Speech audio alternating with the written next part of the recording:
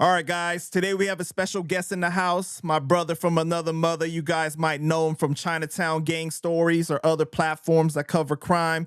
He's a former Ghost Shadows member that turned his life around and became an actor, putting on for the Asians. I'm talking about the one and only Richie Ng. Thank you, bro. Thank you, bro. Thank you for having me. Hey, man. I just thank you so much for your time, bro. How you doing today? I'm chilling. It was a laid back Sunday, you know?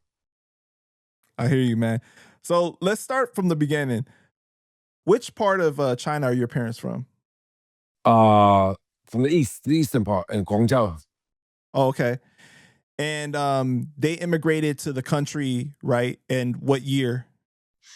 It's 1979. 1979. What year were you born? 76.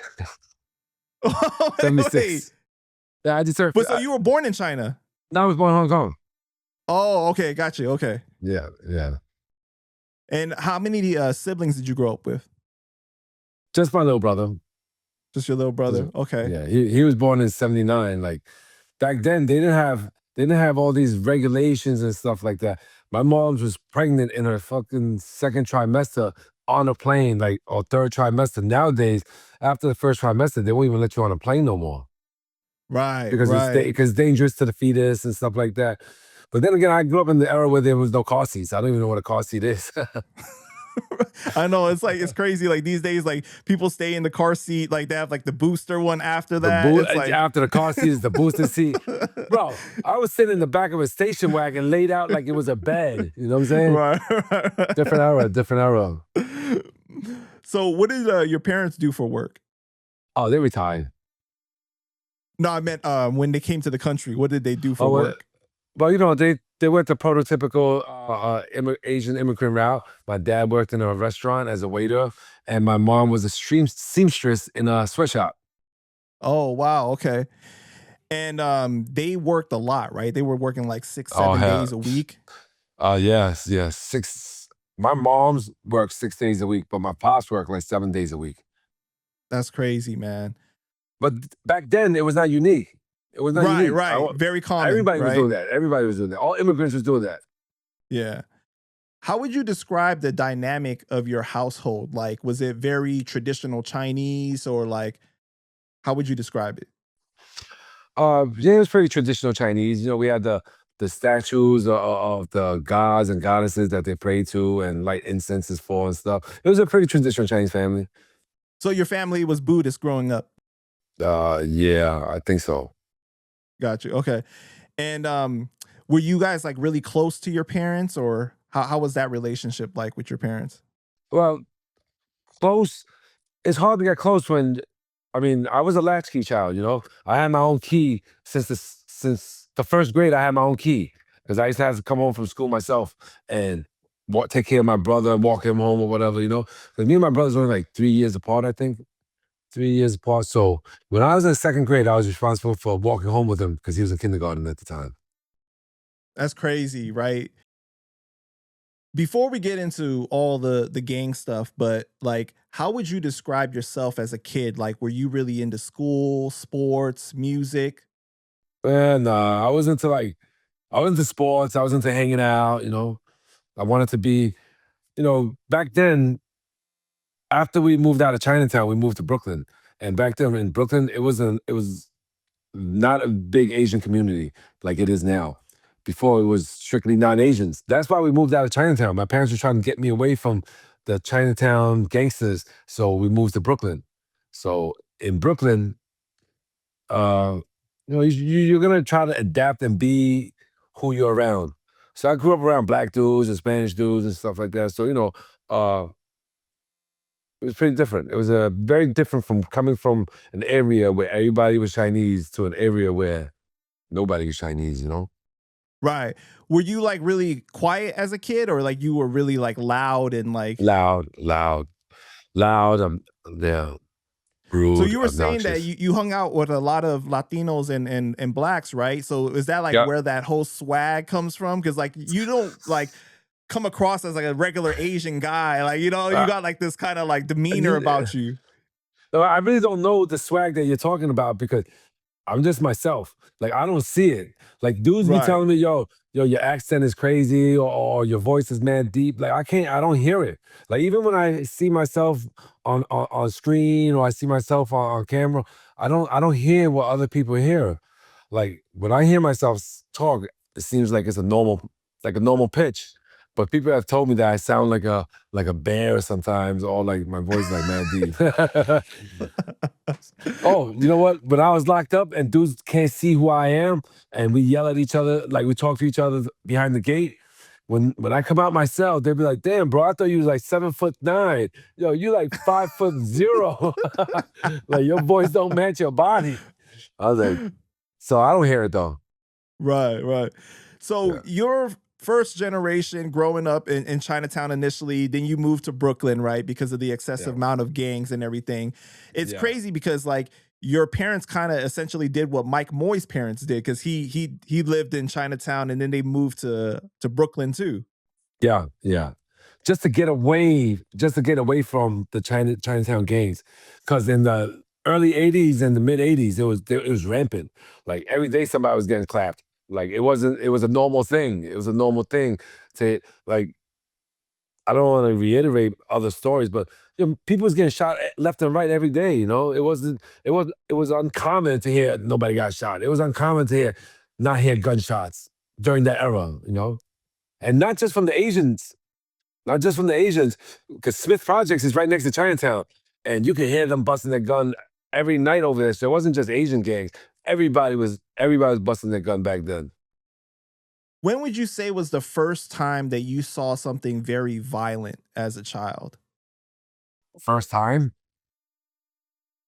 on TV or in real life or in In what? real life, in real life.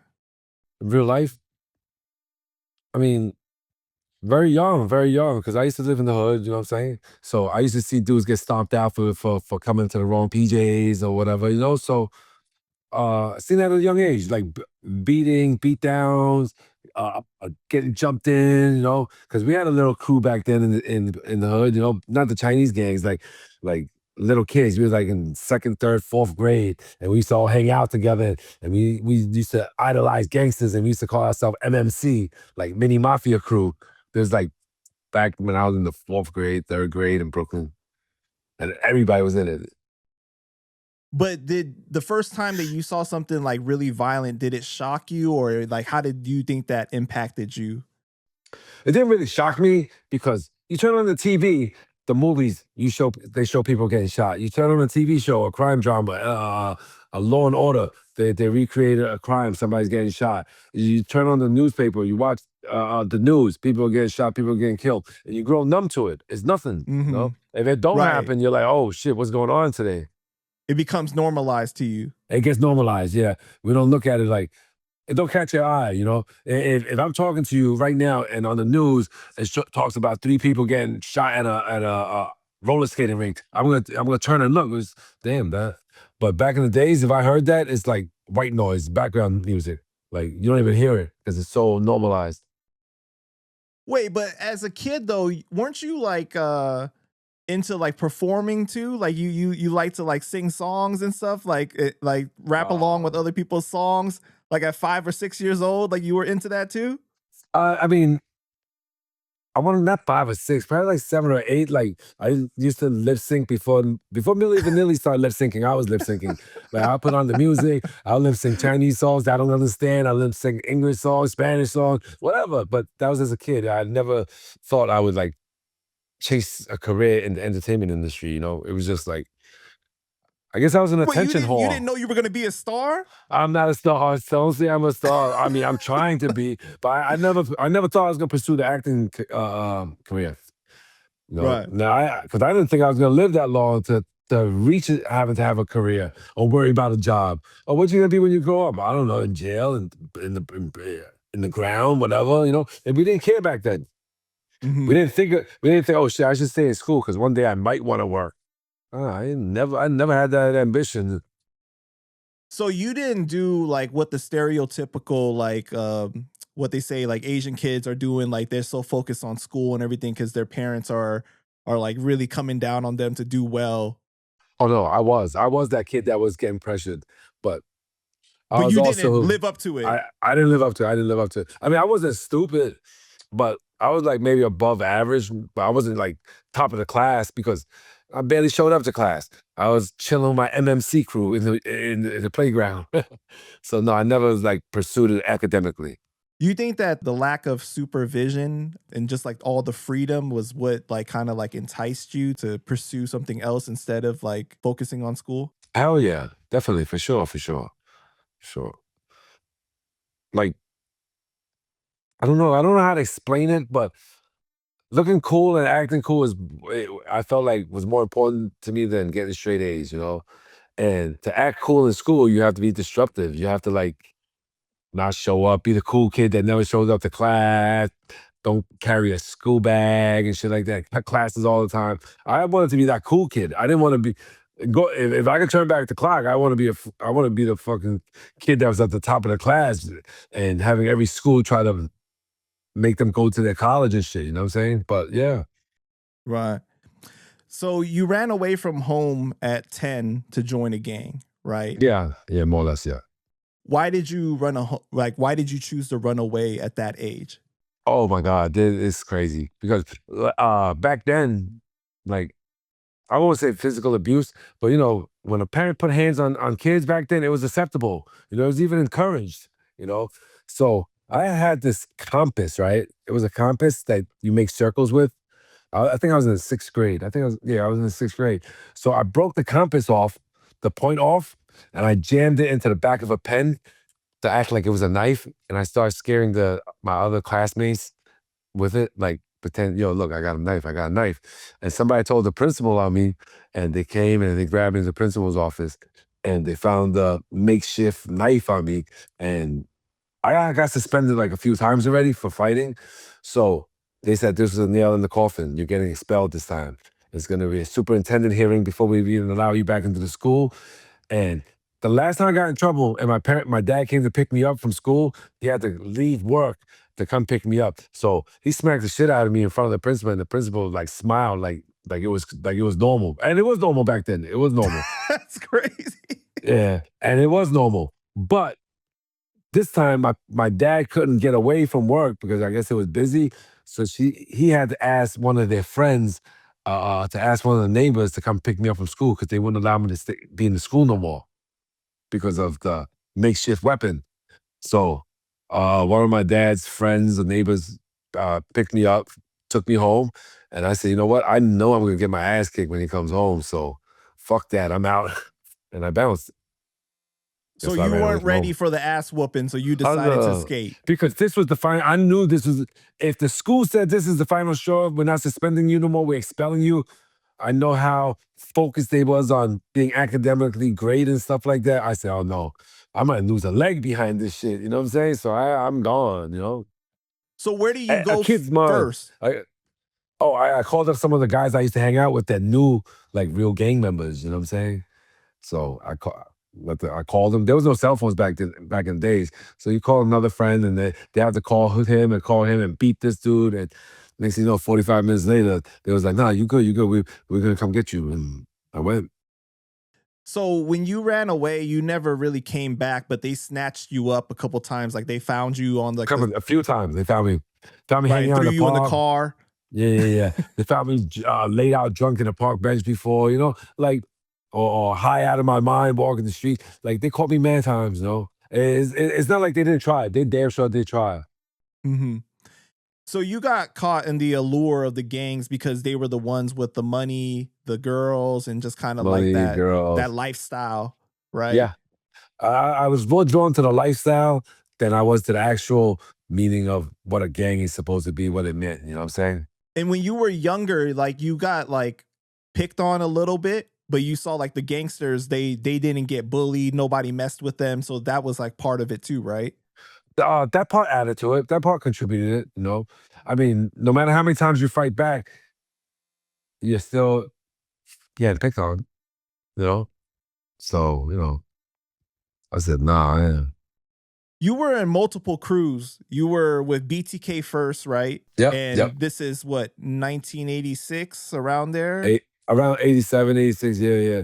That whole stage is like a fog to me. Blur. blurred because one, I was so young and we was all getting high. You know, we were smoking weed, drinking, smoking dust. You know what I'm saying? We were some sniffing coke. So everything was like a blur. That whole until I finally left. You know. Right. Why did you choose to join BTK of all crews? Because it's historically a Vietnamese crew and you're Chinese. That was my only option. That was my only option. Those are the people I knew from the neighborhood.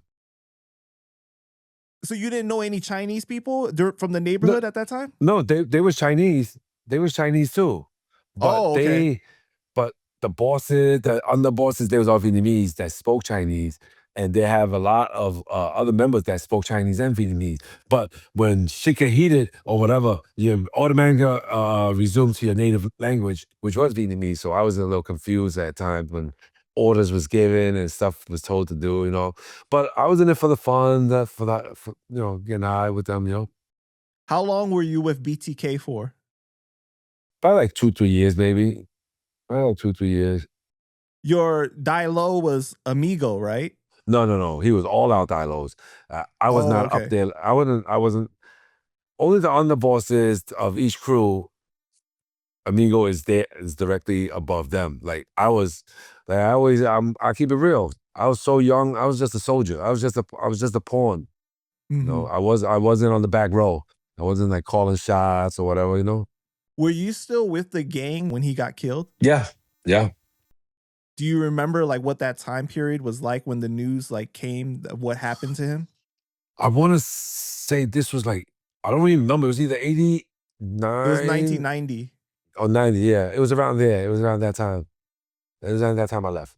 So when the news came that that he got killed, like how did everyone No, we respond? knew it was, we didn't have to. We didn't have to hear the news. Everybody, beeper was going off. Like, we had beepers back then. There was no cell phones. Yeah, so everybody's beeper was going off. Like the news was spreading like wildfire, and we didn't know we didn't know what was going on, but we knew that he had got killed. Because you know what? One thing I will remember, and any other BTK members in that era will attest to, yes, David Ty was the leader, but people didn't respect David Ty like they respected Amigo. Amigo is straight from the refugee camps. You know what I'm saying? He grew up in his country, even though he was Chinese. He grew up in Vietnam or whatever, but he was there during the war era, where if you come out the house, you might step on a landmine type shit. So like motherfuckers respected him because he was there. He was in the mix. But David Ty, he used to sell counterfeit watches on Canal Street. Like, Right, right. like that motherfucker ain't put in no work. He's smart. He's a manipulator. He know how to talk. So Vietnamese kids in the gang era, we're not completely stupid. We see that. We know who's loyal and who's not. We know who our love goes to or our loyalty goes to or not.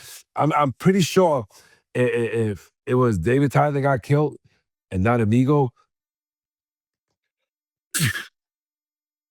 Bless you. Thank you. If it was Amigo, it wasn't Amigo that got killed. Other BTKs that was out of state came back for his funeral. They wouldn't have did that for David Ty. I know I wouldn't have. I wouldn't have. Right. I didn't know that that Amigo was Chinese, but he was from Vietnam? It's like Yutlan Wakil type. Like there's a group of people that's like Chiu Jiao and they lived in Vietnam. So a lot of them speak Vietnamese, but they originally came from China. Got You know what I'm you. saying? That's why Amigo spoke Cantonese as well as Vietnamese. So were you there at the funeral when the Ghost Shadow shot up the funeral? Like the famous 200 bullets were shot? Yeah, yeah. I was there. What was that But experience like? uh it was crazy because we had direct orders not to bring no guns because the police is gonna be there. Police is gonna follow us when we march around Chinatown or whatever, and nobody bring no guns because we didn't know if they was gonna come search us or whatever. Because we had signs walking, parading around Chinatown. We are BTK, yo. It's like a direct disrespect to all the other like Hip Sing, On Learn, all the older people that call shots. Like it was more like blatantly telling them, yo, fuck you. But we had police escort. They escorted us all the way to Hollow Tunnel. And after we got in the Hollow Tunnel, they didn't follow us because it's out of their jurisdiction. But when we came out the Hollow Tunnel, the New Jersey police was there to escort us to the cemetery. You know what I'm saying? Wow. So we were told not to bring no guns. The only reason, only one person in BTK fired back. I was there, I witnessed it. I'm not gonna say his name. He didn't hit nobody. He didn't hit nobody. I think he hit a fucking tombstone and it ricocheted, and one of the rocks scratched somebody from the ricochet, but nobody got hit. But that whole incident is so fishy. Like, I have so many theories about that day. There's no way you can miss. They opened fire right there, 6 feet away in front of the casket where everybody was there. But not one single member gets hit. Not one single BTK member gets hit. What, they firing blanks? Come on now. Wow. So nobody got then hit. Nobody got hit. Nobody got hit. Check the history, check the records. Nobody got hit. The only person that got hit, like I said, was the ricochet off of somebody from outside that shot back. And not only did nobody get hit, like they had news cameras. They had news cameras. They had Fed cameras looking down at the whole thing. You got police escort. How come nobody got arrested for that? Wow. Who got arrested for that? Look it up in the archives. Who got arrested for that shooting? How the fuck nobody got caught with helicopters and police escort? Like, was it staged? Was it what happened? I don't know. Were the cops involved? I don't know. I don't think the cops was involved, but they're not gonna pursue nothing if nobody gets hurt. Like, I don't know. How come nobody got shot? Why? Inquiring minds want to know. Right. How long after that incident do you leave BTK? Probably that summer. Got you. Yeah. Because It was after that, just time. One, there was a language barrier where I didn't fully understand everything. Now I'm a little bit older. I'm not 11 years old no more. I've been there for a couple of years. I'm a little bit older now. I'm not as young-minded. I'm like, man, I could do way better than this. You know? And we're just a street gang. We're not even really making no money. Like, every time we needed money, we had to break into somebody's house to get money. We had to shoplift at the supermarket for food. Like, it wasn't organized like that. Especially after Amigo died, he was like the glue that held everybody together. Once he was gone, everybody was leaving. Because who wants to follow a dude that sells counterfeit watches on Canal Street? Like, that's my uncle. Like you're not a gangster. You like on the same level as my uncle and my dad. Y'all work in restaurants. Y'all like, no. How do you think that David Ty became, like, got to where he was to have that kind of power over everyone if he wasn't respected to that level? Selling fake promises, selling fake dreams, having the right people by his side. His closest people influences the masses. Got you. Ask any ex-PTK member. Ask them. They'll tell you the truth. Amigo was the glue that held everybody together. So, to go back a little bit, in 1988 or around there, right? BTK, they got so mad about the seizure of fireworks and they end up bombing a police van. Yeah, I had nothing to do with that. I don't remember it because, like I said, that my whole BTK stage was like I was in a field, Right. So, but like that really caused a lot of issues in Chinatown after the fact, though, right? Like that people started to really crack down after that. Yeah. But you know what? Unless a person was directly involved in the story, in the event, nobody really knows what happened, why that happened, or whatever. All this stuff came out because one of the BTK members, I forgot his name. Was it Sonny? I think it was Sonny. Was Sonny the rat in Green Dragon, or he was the rat in BTK? Anyway, one of the guys, Tim, that was his name, Timmy, whatever the fuck his name is. Everything they got was from his testimony at court. He turned informant. Once you turn informant, you're protecting yourself. The stories you might tell may not be true. You might need to fluff up the story, or at least fabricate the story some more so you're useful to the government to be a fucking rat. You think what I'm saying? So Got you.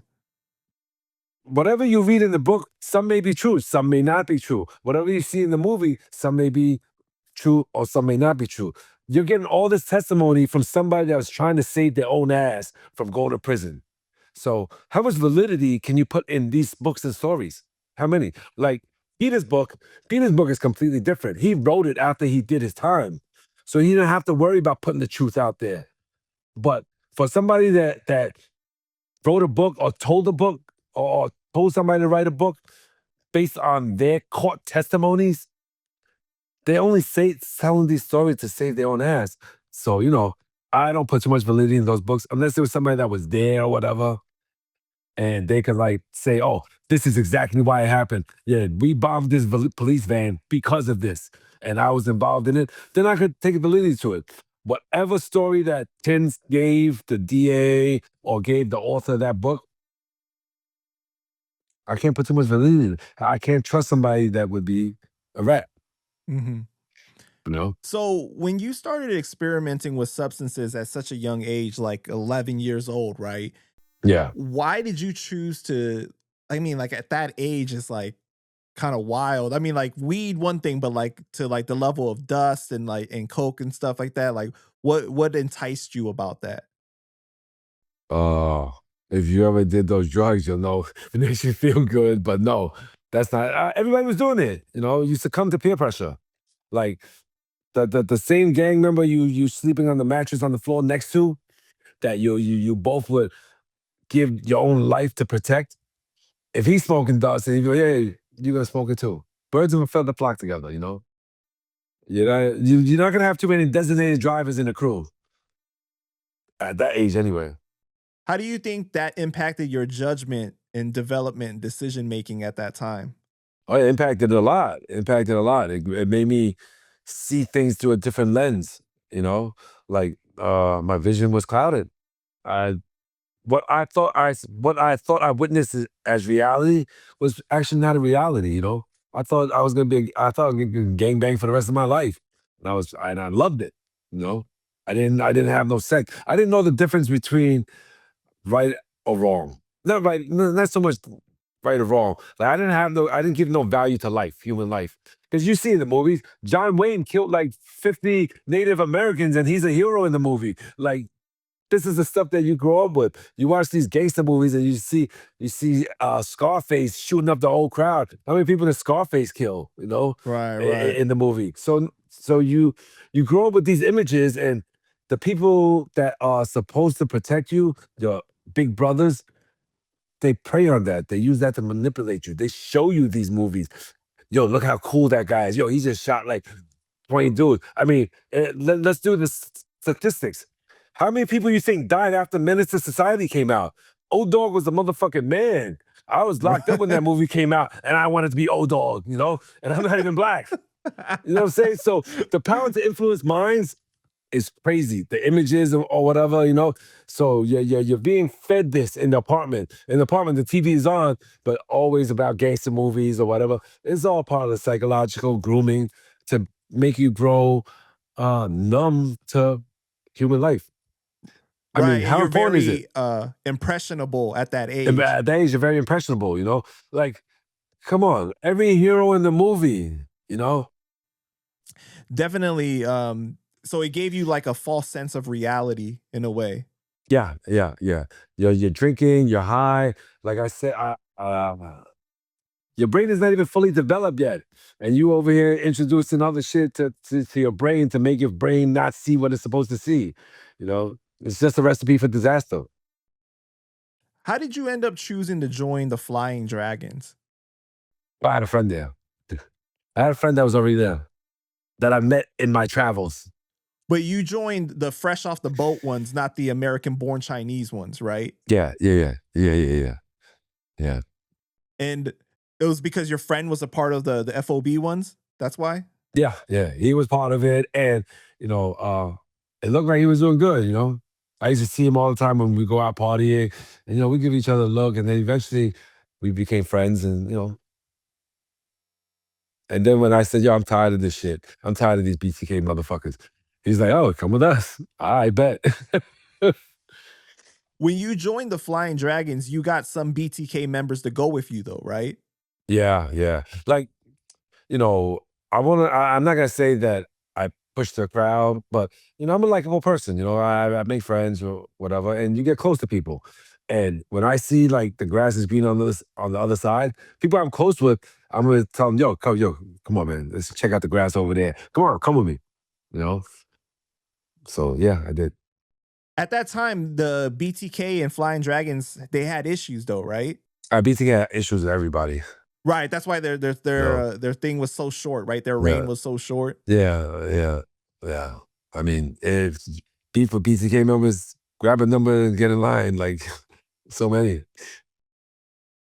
So things over at the Flying Dragons didn't work out because you didn't like the way that things were ran over there, right? Your Dailo was like the owner of a store and made you guys like work in the store, Yeah, basically. yeah, yeah. In a grocery store, in a fruit stand. I mean, when I see my boy, he always had money, he had nice cars and shit like that. So I'm thinking, damn, these motherfuckers is rolling. So and I was in a street gang with no hierarchy. So we was living, like I said, in our apartment, we had like 8 mattresses on the floor, dirty as fuck, and we're all laying there, sleeping there, getting high there. Like it's a big difference. And then when I see other members, I said, damn, got a nice car, he's looking kind of fly. So I'm thinking, damn, maybe I should do that. Little did I know he was getting a fucking paycheck from the fucking grocery store, from the fruit stand. So, I can only take it So for so long. I can only take it for so long. I couldn't. I tried. I swear I tried. Like so many fucking things was thrown at me and giving me signs to say, yo, it's time to go. I got caught calling the porno lines. Fucking.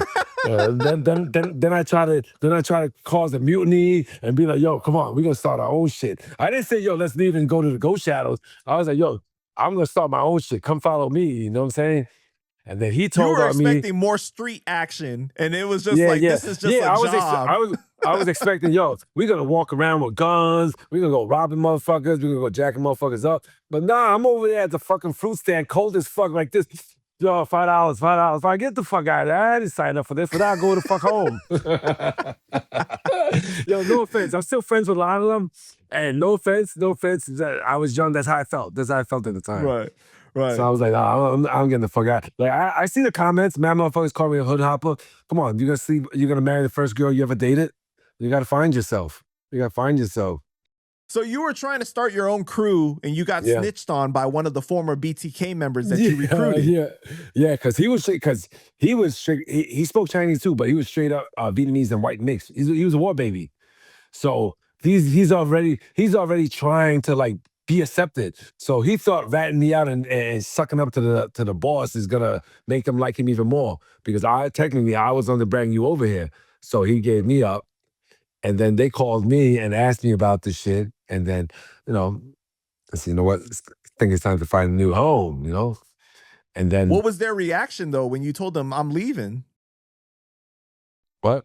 No, I didn't say I was like, fuck that. I don't give a fuck him out. But Fuck. they didn't care. They didn't like I react mean, strongly. what are you gonna do? You own a fucking fruit stand. I'll come fucking spray up the whole fucking fruit stand. I know where you live. Like, well, what are you gonna do to me? You know? So yeah, no, nothing happened. But a couple of months down the line, the people I joined ended up having an altercation with them, and they was looking for this individual named Jack, right? Who was also a friend still, and he was always good to me, but he was a straight up gangster. He was thug too. We tried to put a gambling machine in the grocery store, and he was like, "Fuck that! I'm not letting that shit go down." It was Jack and Frankie. They was brothers. So the person that got the message relayed back to us, so we're like, "Oh, we're gonna look for Frankie, or Jackie, or Jack. We're gonna look for them. Actively seek them out because they're the ones with the big mouth. Talking about we can't put the shit in there." So somebody said, "Oh, we see them at this Italian coffee shop playing video games in the back. It was called Cha-Cha's." And then we all went down there to look for Jack and Frankie. But like I said, I still had like friendship towards him.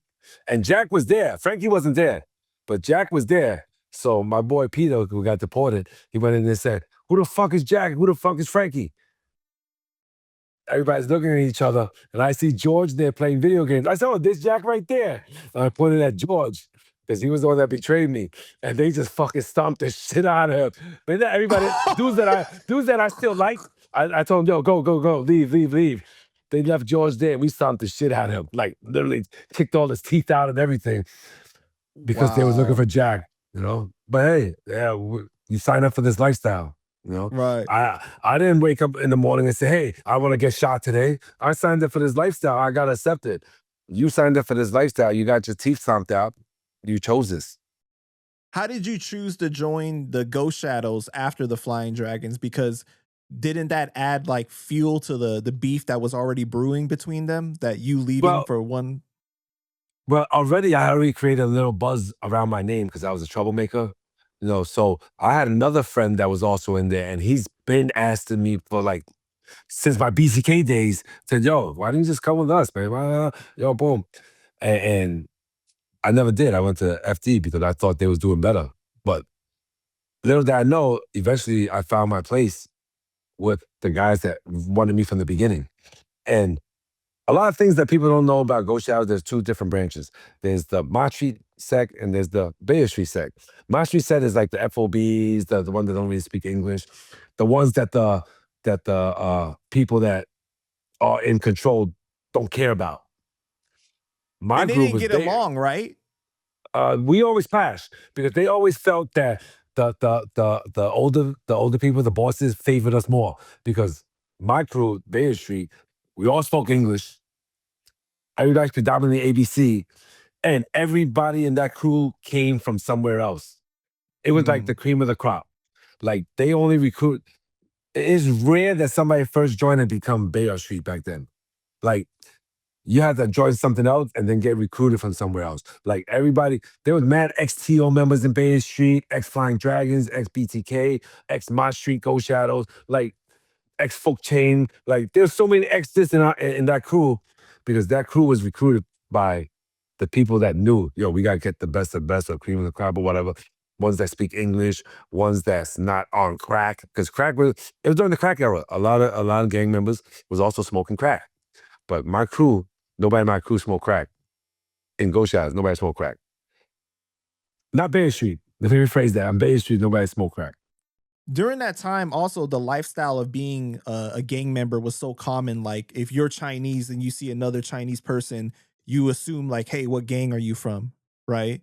Automatically. I'm gonna ask. As soon as you walk down the street. Now, I'm not gonna go on somebody else's block and say, yo, what gang you in? It's if you come on my territory or we go or I bump into you outside of my territory, then I'm gonna ask, and I don't know you, yo, le pinandoa. That's like, yo, where you from? It's like this modern day era is, yo, what hood you claim? You know what I'm saying? Yo, Even if they look like a nerd or any, no matter what. well, no. Only the bullies did that. Only the bullies did that. Bullies, they might chase a nerd down and ask them what gang you in. I never did that. Like, I know, yo, you got like 6 pairs of glasses on your face and 2 school bags. I'm not gonna question you what gang you in. You know what I'm saying? I know you're a school kid. I know you go to school. I've been that kid that got picked on when I went to school. I'm not gonna do that to you. You know what I'm saying? So no, I only if you had tattoos or you had your hair all different color or you had a beeper or whatever, then I'm gonna question you. I'm gonna question you. And I'm gonna question you hard. So you get shot for the first time at 13, right? Yeah, And you woke up in the hospital bed, handcuffed to the bed. yeah. You were a Flying Dragons member at the time. So what happened in that situation? What happened in that situation? Oh, my hand. I got small hands. Like my hand is like freakishly disproportionate to my whole body. I go like this, and it becomes same size as my wrist and my hand. So I used to be able to slide out of cuffs. Only my left hand though. So when I was in C-74, they knew that because I popped out of my cuffs before to fight on the bus, going to court. And I got caught popping out of my gloves, out of my cuffs. So on my floor card, they had a special instruction. They used to put women handcuffs on me because they were small enough to hold my hand. Like men's handcuffs, unless you click it all the way to the end where you can't click no more, I can pop out of them. Right, Mm.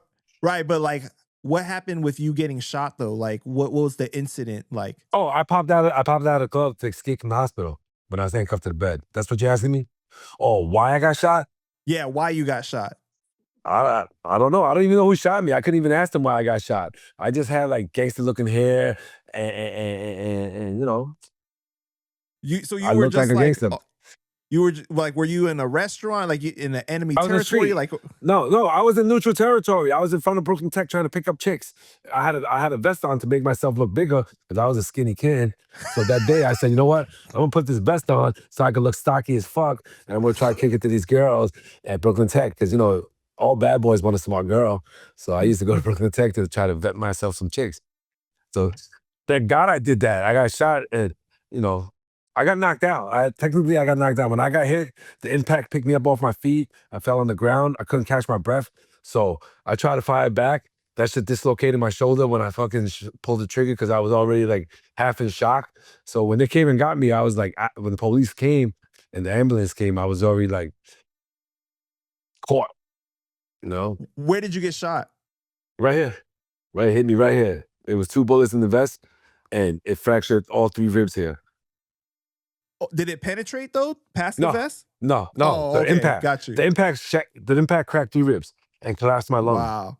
Yeah. So when you woke up in the hospital, were you like really confused, or like what happened? Like, how was your reaction after the fact?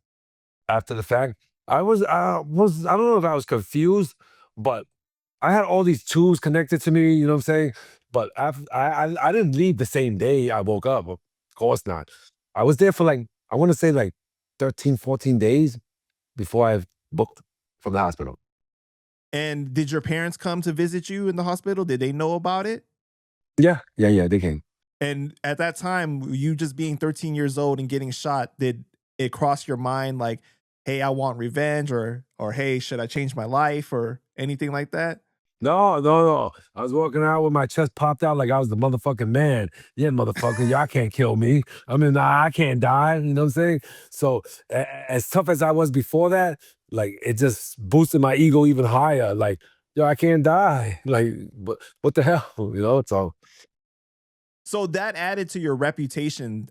added to my reputation and added to my own ego. I mean, you only can get as big as your ego. If you think you're unstoppable, you know, if you think you're soft, you're gonna be soft. I thought I was unbeatable, so I was like, my mentality was like, I don't give a fuck about nothing. Wow. Do you think that like you suffered like any PTSD or any like mental things after getting shot? I'm from Generation X. I don't even know what PTSD is. That shit don't exist in my mind. What is that? I mean, if anybody's a candidate for PTSD, it's me. I'm 50 years old. I spent 24 years of my life in prison. I've been shot so many times. So I don't know what PTSD is. Like, it don't exist in my book, you know? So the second time you get shot was by the Flying Dragons, and you're a Ghost Shadows member. Like, how old are you at the time, the second time?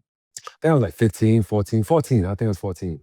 Like So I said, not too long after. no, not too long after. That's why. But this time I didn't have nothing on and it penetrated, you know? Right. And the bullet is still in your body, right? Like you can feel it on the surface It's of in your my skin. body. Yeah, great icebreaker. When you try to talk to a chick and you start trying, you run out of things to say. Hey, you ever felt a bullet? You want to feel a bullet? And they're like, I don't want to touch no guns. No, it's not a gun. It's in my leg. Here, feel that. So yeah, no. I'm just kidding. And you never wanted to get it removed? For what? It don't bother me. It don't hurt. And if I run out of shit to talk about with somebody, hey, there's interesting stories. And plus, you know, cocaine foul. I got shot. They fired mad shots. I let off a few shots running away. We don't know what stray bullets hit who, you know what I'm saying? So why open up a can of worms if it's not there? For what? But did you have to go to the hospital, or like you handled it like? Oh no. Last time I went to the hospital, I woke up handcuffed to a fucking bed. I got back to the apartment. I said, I'm not going to no fucking hospital. So we had to John Rambo that bitch. Like wrap that shit up, put some cocaine on it, put some alcohol on it, fucking bit the fucking, you know? Hey, you gotta do what you gotta do. That pain is worse, is better than going to jail. I was not trying to go to jail at that time. Couldn't you technically go to another country and get it taken out? I was not important enough for them to make those type of sacrifices. No, I mean like later on in life now, like, or you think that like you actually like that it's there? Oh, it's not that I like that. I'm lazy as fuck. Oh, gotcha. Okay. I just don't. It's too much work. Like it's too much work to plan a trip just to go do that for what? Like it's not bothering me. It's not hurting nobody. So It's so and many years now, right? So you're just so like many used years. to it. Yeah. And contrary to popular beliefs, people think you ring every time you go through a metal detector. Lead don't ring. At that time when you were with the Ghost Shadows, right? Were you like beefing with like the Ching or any like other gangs besides the Flying Dragons at that time? No, well, I had beef with a few TO members from something I did, But yeah, my crew did not have beef with everybody. But being that I was the one that's supposed to go make trouble, I had beef with everybody. Like, even though I got shot, nobody knows who shot me because so many people hated me. So, I don't know who did it.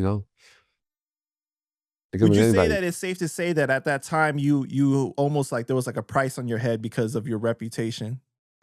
Again, I don't think I was that important enough to have a price on my head, but I guess certain people, when they see me, they're like, yo, man, this motherfucker's a fucking nuisance. Kill this motherfucker. So I guess, baby. Got you. Yeah. So it's 1992, you're 16 years old, and you get your first bid. You were at a pool hall, friends are playing pool, you're playing Street Fighter. Your friend Oh, tells you a yeah. girl keeps looking at you, Oh my right? God. How you You go know? and holler at her. Yeah, yeah. That's exactly what happened. That's exactly what Right. happened. You go and holler at her. Her Yeah. friend happens to be a Flying Dragons member. He confronts you Yeah. and asks you to go outside. And then there's the confrontation with the shooting, with him getting shot 6 times. There was a camera at the pool hall, right? Yeah. And you left your jacket at the pool hall, and inside the jacket had your personal information in it, like your A breakup letter, a Dear John letter. What, God, at that time I was going on with like 3 girls, and they knew about it, but she got tired of that shit, and she put my picture in there and like a 5-page breakup letter. Like I didn't even have time to read because I got it that same day. And I used to have these rings with the 2 hearts in it. Like I bought, like I knew that there's the jeweler from Canal Street. I used to get it for mad cheap, so I used to give those out like candy. And the ring was in there, and it was in my coat pocket. And I left the coat in there because I had to run out the pool hall. So when you're the confrontation, what like whatever you're comfortable with sharing, of course, I know this is a sensitive topic, I so mean, the case is, I did it. I did the time already. So right. But I've heard you I say in admitted my other guilt. interviews that you don't like to talk about it too much in depth. So I'm just saying, like whatever you're comfortable with sharing. Oh no, those are that's the cases that are still active. Like people trying to sue me from the shit I did in jail. Those are the cases I don't like to talk about. The cases I caught Oh behind the no, wall. I heard you say to Mike in an interview that you said that I don't like to go in depth about the first bid, about the first incident, because I don't want to villainize the victim. I don't want to villainize the victim. And I also don't want to peel scabs off. But I'll tell you one thing. I'm gonna give you something, an exclusive for your channel. That this is one story I've never shared. Okay, I was in such a fucked up mindset at the time that, like I told you, I had no value of human life whatsoever. When I was playing Street Fighter game, right? Somebody had joined in without asking me, and he had beat me in the game. And I'm just sitting there fuming. And I said, you know what? When he goes in the bathroom, I'm gonna follow him in the bathroom and blow his fucking head off in the bathroom. That was my mindset back in the days, So I said, you know what? He's still playing. He's not losing. So I said, fuck it. Now I'm gonna do the same thing he did to me. I'm gonna join in without asking, and I'm gonna play. And I did, and I beat him, and he walked away. And that's when my boy came and said, hey, that girl is checking you out. So my emotions were already a little bit high up there, because the dude beat me in the game without asking permission to join in. Like when you live that gang life, your mentality is different. You're like, yo, you're gonna either respect me or I'm gonna have to make you respect me. You're So always yeah. on 10, basically. Yeah, I was always always looking for a on 10. reason. I was always looking for a reason. I was always on 10. Like I was on go time. I wake up in the morning, I'm on go time. Right before I go to sleep, I'm still on go time. Like if I have a nightmare, I want to kill my nightmare. That's the type of mentality I had. Any given moment is go time. So you didn't need to take coke. You're like naturally on Except sexy time. Yeah, except sexy time. Is it sexy time? Yeah, sexy time. No, I'm not on go time Except during for sexy that. time. It's just sexy time. But other than sexy time, go time, I'm on go time 24/7. It's a No. different type of go time at that time. But oh yeah, that was a different type of go time. Yeah. But yeah, that's that. And again, people nowadays might think that that's unique or whatever, but everybody in my generation was doing that. Everybody was on go time. No, I wasn't special. I wasn't like only one living that life. Every crew had somebody like me. You know, every crew might have had 2, 3 people like me. You know, so it was a different era. So when you went outside for the confrontation, why did you guys not why did it escalate so quickly? Why wasn't it just like a fight? Why did it have to go to shooting? Because I already said I was gonna clap somebody after I lost that game from Street Fighter. It was just somebody else now. I already had it in my mind. That's what I was gonna do. I already had it in my mind. Somebody getting clapped today, and it's this horrible way to think. But as a gangbanger, that's what you're programmed. That's what you're trained to think like. Like you know how they train Navy SEALs to react to danger or whatever. Mm-hmm. I'm not comparing myself to a Navy SEAL, but we was groomed to pop on sight. We was groomed that if you see another enemy gang, just let shots off. You know, let it be known. Let your presence be felt. You know, you want to grow up to be like me. I'm the die low. You want to grow up to be like me. Start clapping, motherfuckers. Start making a name for the crew. Little that my young impressionable mind knew, the ones that are die lows are the manipulators that they ain't bust a fucking grape. They won't bust a fucking grape in a food fight. You know, so it's like, eh, live and learn. Live and learn. Did you feel anything change in you after that incident when you shot him? You knew he was dead already immediately when you shot him? Yeah, yeah. That was the 10. Did you feel anything change in you? No, not really. Not at Like, all. no, it's just a regular thing. People, we let shots off all the time. Sometimes you don't know if you hit somebody or not. So it's just that this time I know for sure I did. So how long after the incident do you get caught by the cops? 3 weeks. 3 3 weeks. weeks. I was still in the hood. I was still standing on the street, still hugging the block. I wasn't on the ride. I didn't take off or disappear. Did you remember like, hey, my coat is there and there might be things tying me to the Nah, crime? Not at all. nope, nope. So Because you this didn't first know there time, was a camera. I didn't know, but the first 2, 3 days, I stayed in and I got the newspaper and I checked because back then every time you open the newspaper they talk about gang killing, suspect is such and such, such. So I scanned all the newspaper. It was this little small blurb in there. You know, there was a shooting in the pool hall, boom, boom, boom. It didn't say anybody died. It didn't say they didn't like give the picture of the person that they're looking for. So I'm like, oh, all right, nobody knows. Nobody know who the fuck I am. So back on the street, back on the block. So when they catch you, where do they arrest you at? In my house because I was in my own apartment at that time because they gave me my own apartment and I was living with this girl at the time. And one of my ex bros beat me and said, "Yo, where you at?" I said, "Yeah, I'm at this apartment." He's like, "Yo, they got your picture and they're walking around the block asking for you." I said, "Oh, word." I don't know. Dang, good looking. I'm out. So then my mom beat me and said, "Yo, the cops came to the house looking for you. They said that they're after you and they know you're armed and dangerous, and that if they catch you, don't resist because they said they'll shoot you because they said that you kill somebody. So you're like armed and dangerous, high threat, you know." So in my little simple mind, I'm like, "Oh, they went to my house already.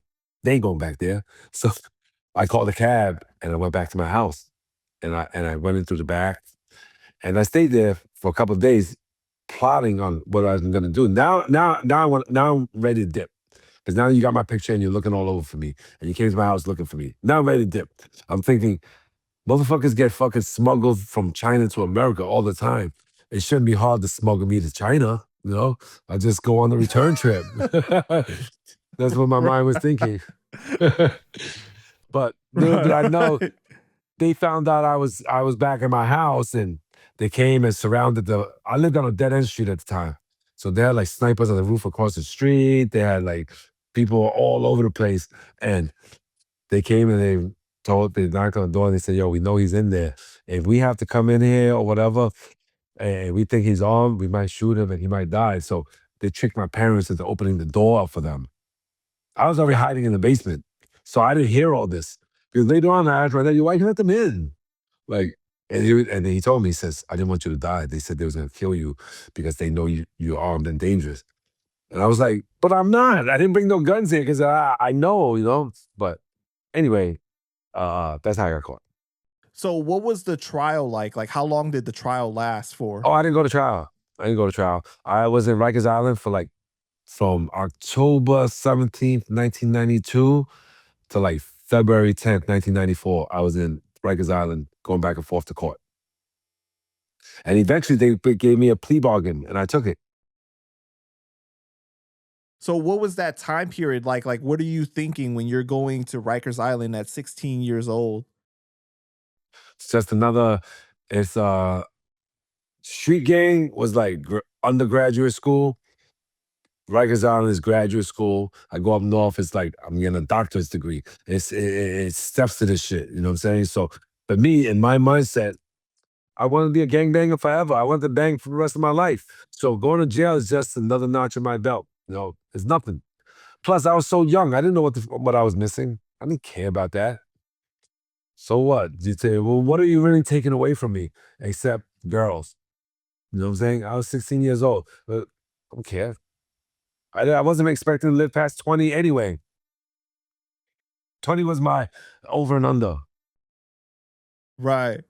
So they charge you as an adult and you get sentenced to 12 years, right? Yeah, And as what an prison adult. do they send you to? I went to so many jails. I went from Rikers Island, I went to downstate to Elmira to Southport, Southport to Comstock back to Southport to Coxsackie, Coxsackie to Sing Sing back to Southport to Upstate Box to Attica, then Attica to, where did I go from Attica out there? Attica to Auburn back to Southport, back to Attica. I was in Attica 3 times. I was in Southport the most times. And I've been in a few spots. Wow. So out of all those spots, where would you say you spent most of your time? Oh, Southport. Top four. Okay. Yeah. When I hear you talk about prison, at least the first stint, right? You didn't really take it serious. It wasn't like, oh shit, I fucked up. I need to change my life. It was almost No. like I done leveled up. I I done need to leveled dedicate up. myself more to the gang. You know what I Yep. mean? And like, Build my rep so up. where you were housed there wasn't a lot of Chinese, right? No, there wasn't. There wasn't. So what was the politics and the dynamic of that, like, of being there where there's not a lot of Chinese people to like stick Well, together with? I grew up in Brooklyn. So usually back then, before all these jailhouse gangs like took over and stuff like that, like dudes you hung out with either your own race, like the white dudes hung out with the white dudes, Spanish dudes hang out with Spanish dudes, some Muslims hang out with Muslims, 5%ers hang out with 5%ers. Like birds of a feather flock together. So one of the toughest crews that used to hang out with each other, dudes from Brooklyn. All right, we're not in a gang, but yo, he's from Brooklyn, so we from Brooklyn. We gonna look out for each other. So Brooklyn motherfuckers always hold each other down. So they started saying Brooklyn was a crew. Like on my ankle, like I rep Brooklyn when I was locked up, you know, because I'm from Brooklyn. I got the 718 tattoo, you know. So I never needed to hang out with Asian dudes for like acceptance. Like I felt I was better than everybody else anyway, you know. It's like it's about me. I don't want to share the spotlight. I want to be the only Asian dude in the jail. I want to be the only Asian dude putting in work, you know? So I don't want to share the spotlight. I don't want to be in jail with other people that look like me. I'm a unicorn. I want to shine. Anywhere I go, I want to shine. I want to outshine everybody, you know? So that was my mentality. See what I told you about being a star? No, that's the street life. That was when I was in the streets. No. Yeah, I know. But yeah. But you end up doing more time because you were getting into so much trouble, right? Like you Yeah, actually did 18 years instead of 12. Yeah. What did they charge you with, like, that led you to getting more time? Assaults. assaults. And again, this is one of the things that they're still pursuing, that the family of the person is still pursuing legal actions against me to this day. You know what I'm saying? So that's why I don't talk about it. All right, so you end up doing 18 years and you come out at the age of 34. Those are very formidable years that you end up missing out on. You didn't get to go to prom, you didn't get to experience like certain milestones that kids experience, right? You know, I didn't how want do them. you I did right, more. but like so you felt like the experience of being in prison was better than being on the outside. No, no, no, no. Prison sucks. I would never choose prison over the outside. But it's a stepping stone. Like nobody want to go to school, but you have to go to school if you want to expand your horizons. If you want to get a better job in the future, you're gonna go to school. But not everybody enjoys Right. going to school. So for me, prison was like school. I don't enjoy being there, but it's a necessary stepping stone for me to advance my career in this lifestyle that I chosen. So it's like getting a degree in Yeah, the yeah, streets yeah. basically, Exactly. right? That's what it was.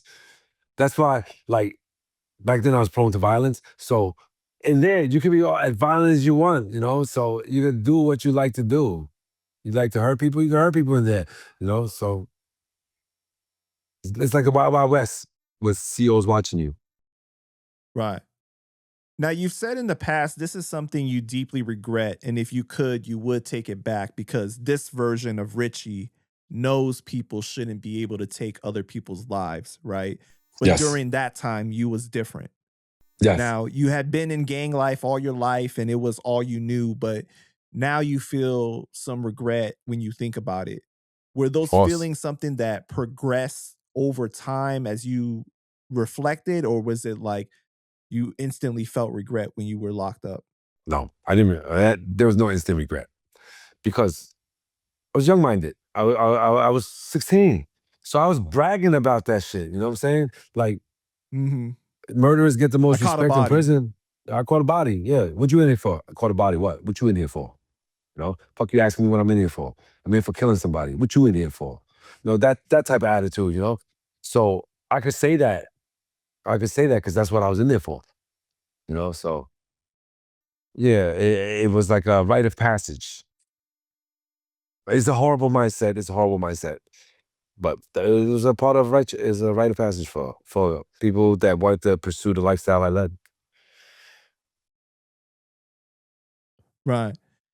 Did you know China Mac personally before he became China Mac? No, we're different era, different eras. I You got guys locked up in are 1992. around the same age though, right? I got locked up in 1992, Oh, okay. Got you. right? And no, we're not around the same. Even we don't know each other's exact age, right? But even if he's 45 or 46 right now, even if I don't know, if that's 4 years. 4 minus 16 is 12. There's no way we could, be in the same generation. But we had met through mutual. Oh no, we had met through a mutual friend. I had a friend that was locked up with him, and my friend had called me, and we know those phone calls is recorded, So stuff that he wanted to talk to me about, China Max said it in Chinese, and that's how we communicated. It wasn't even nothing illegal. It was just like, yo, can you check on my sister where she's at? Like, apparently he didn't want the administration to know about his sister. But it's not important what the conversation was, but that's how we met. That's how we met. And when he came out, we met a few times, and we did a show together. We was on the show together, so we worked together and stuff. We just didn't. We I just would love to see wasn't. you guys do an interview together. Uh, yeah, yeah. When he comes back, uh, our past is pretty into our future is pretty intertwined right now. So y'all might get that. Y'all might see that soon. You know, I mean, I caught that hint. Okay. the last time I seen him in person was at my wedding. He came with sneakers. I was like, "Yo, bro, what are you doing?" But he's like, I'm a public figure. And I was the same way. So I was like, you're right, bro. And that's the last time I seen him. When you get home from prison, how did it feel? How did it feel? Which time? First time? The first time. Felt like, damn, man, I gotta get a fucking job. What the fuck am I gonna do? You know? That's how I felt. Because that gang life shit was already outdated. My whole crew got arrested, man, a few years after I got locked up. So most of my crew was wiped out. So when I came home, there was nobody there. Gang life is over, which I'm glad it was, you know? Now I'm glad it was. But just because there's no gangs running rampant doesn't mean that some of my old friends were still not in the streets or whatever, you know? So I still had the mentality that I was banging even though I wasn't, you know? So my mentality was still overly aggressive. I was still on go time, you know? Because I didn't take no programs in there. The whole 18 years, I didn't go to school. I didn't take no programs. I gave them every reason to extend my stay, you know? So I didn't really learn nothing, you know? And that's another thing, right? Like, why during that time you didn't want to take any vocational classes, or you didn't get into religion, you didn't do anything to like make a major change that a lot of people do? Because my goal in life was to be a gangster. It wasn't to be a plumber or a minister. So why pursue a vocation? Why pursue religion? That's not my future. That's not what I wanted. I wanted to be, I want to be Scarface. I wanted to be like the Godfather. You know what I'm saying? So why do I need to fix an engine? Well, why do I need to learn to control my attitude? I think I'm perfect. I didn't think there was anything wrong with me. So why should I do this? I don't need a college degree. I don't need education to run a gang. That was my mindset. So school, The no. whole time you're locked up, you're not thinking like, "Hey, when I get out, I'm gonna have But to they do took something different now," or I'm gonna. There's nothing like that crossing your mind. nope, nope, nope, no. Not even once. Wow. Not even once. Thinking about going home to go work a 9 to 5 didn't cross my mind. If parole didn't mandate me Not to even have to as you got work, closer, like never, never. I had other plans. Had HAD, not anymore. No, I worked in so a you end up warehouse. having to work at a warehouse though, right? Yeah, Stacking boxes? stacking boxes, filling out orders. It was one of my bro's friends that I met, and he hired me off the strength that my bro hired him when he came home. But he didn't know me. We didn't know each other. And this is where you got into acting though. Yeah, that's how I got into acting. Not stacking dildos. It was a sex shop I was working in. What? So I was mailing dildos and fake pussies and all type of sex toys out at the warehouse. You know, he got very big. Like Wait, pause. he was a distributor for all these sextoys.com, Adam and Eve, all these big companies bought all their product from him. Yeah, bro, all the merchandise came from him. And he used to drop ship for those companies. So when motherfuckers ordered something online from Adam and Eve would send him an email and I would pack the order and put Adam and Eve shipping label on it and boom, ship it out for them. That was what I was doing. Wow. So you end up getting approached by one of your friends that tell you that there's a Kickstarter. They're looking for some people to act in That it. they're financing it. Not that they said they want some tough Asian looking dudes in it. I mean, I still have a clip of it. That was like not the first thing I ever done, but from there was an agent and manager there that seen me perform, and they was like, "Yo, this dude like is really convincingly a badass. Like he looks very tough on screen." Like they didn't know about my past. They didn't know that I wasn't really acting, but they said they felt that vibe, you know. And then from there, uh, they got me a agent to sign me and a manager. Then took off from there. You could put a dress on a pig, it's still a fucking pig, you know? You could give me a great job and a great career, but if my mindset ain't right, I'm not gonna live right. I don't care how much money you have or how great your job is. If your mindset is not right, nothing good is gonna come from that. And unfortunately, my mindset wasn't right because I didn't learn nothing in my bid. I was still glorifying all the crazy shit I did in there and how I did this and did that. I didn't learn my lesson. So right away, I'm at a disadvantage because I felt I was the shit, you know. Always, pride is always before the fall. There's always pride. But the problem was that you were still hanging around a lot of people from your past during that time, right? Uh, Not really so much, but you know, I wasn't when I was on the street. Like I said, I was a little. I was nobody famous. You know, I was just a kid. But throughout my incarceration, I used to have to rep twice as hard being Asian in the New York State Penitentiary. So a lot of my recognition and fame comes from the shit I did while I was locked up. And other dudes that got locked up and then went home, they were like, yo, who you was locked up with? Yo, I was with this crazy motherfucker Rich, Ghost Shadow dude. Yo, he was holding it down for the Asian dude. You know, he was repping for us. So that's how my little claim to fame happened from how I was repping in prison, opposed like to what I did in the street. Even though what I did in the street was pretty wild and crazy, it was such a short span. It was such a short span, and you know, out of sight, out of mind.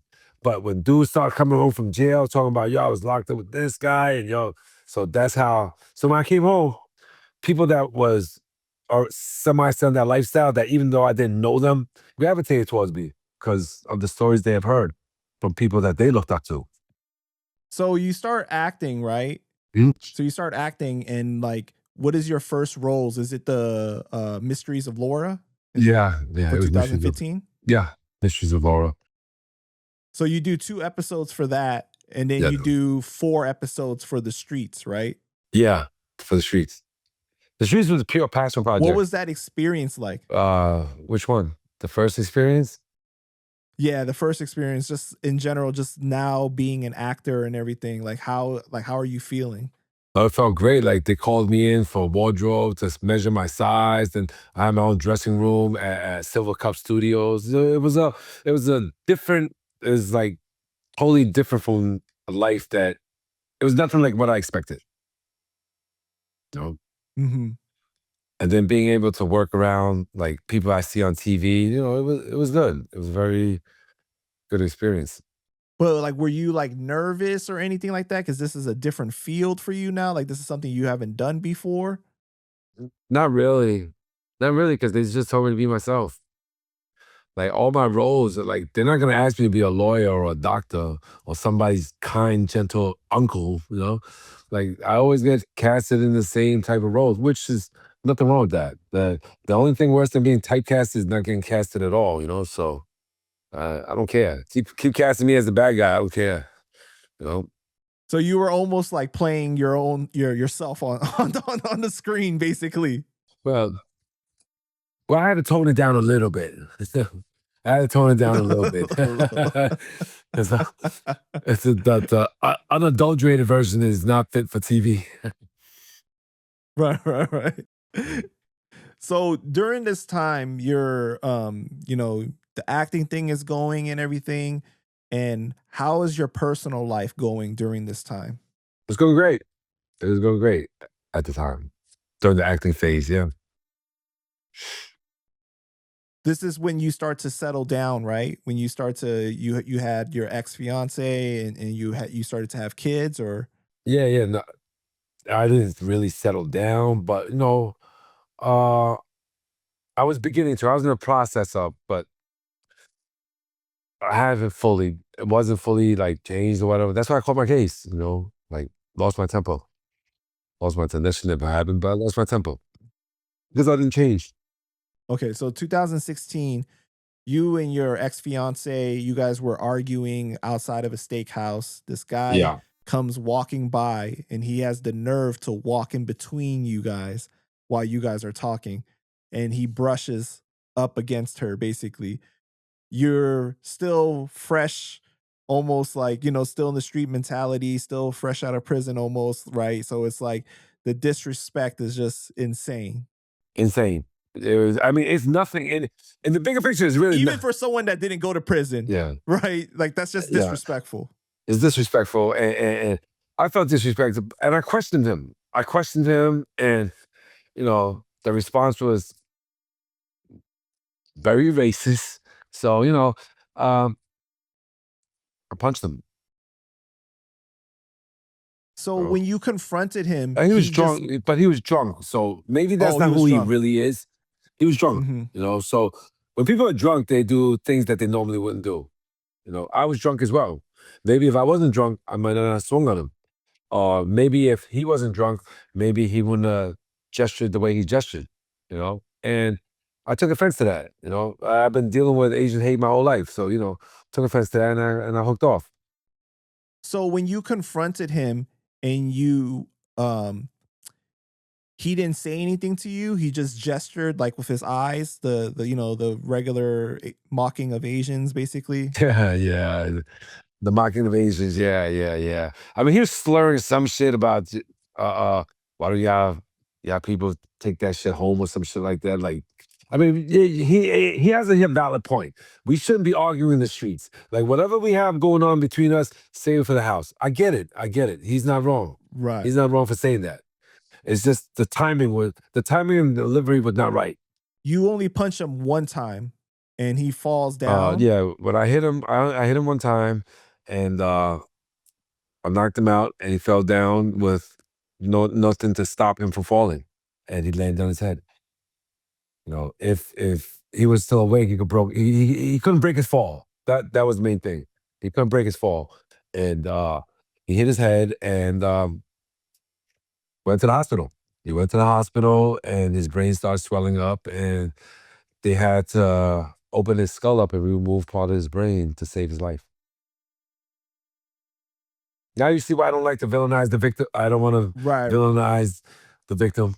Like, no matter what he did, nobody deserves that. You know, like he had part of his skull fucking removed. Like nobody deserves that. No matter what you do, no matter what you do, nobody deserves that. So that's why I don't really get the details much about it, because at the end of the day, for what? No, we both pay the price. We both pay the price to something that we both shouldn't have done. And I mean, as a result, like he was in a coma and he lost his eyesight, right? Like it was really bad. It was really bad. Yeah, it was really bad. So when after you punched him, like were like the police called? Like, did you get in trouble like right away from there, or was this like something that No. happened down the line? Uh, I punched after I punched him, I walked away, but I didn't know that I had punched him so hard that the bone in my hand broke the skin and came out and was exposed to oxygen. And a couple of days later, it started smelling and hurting, and I had to go to the hospital. And I went to the hospital, and right away they took my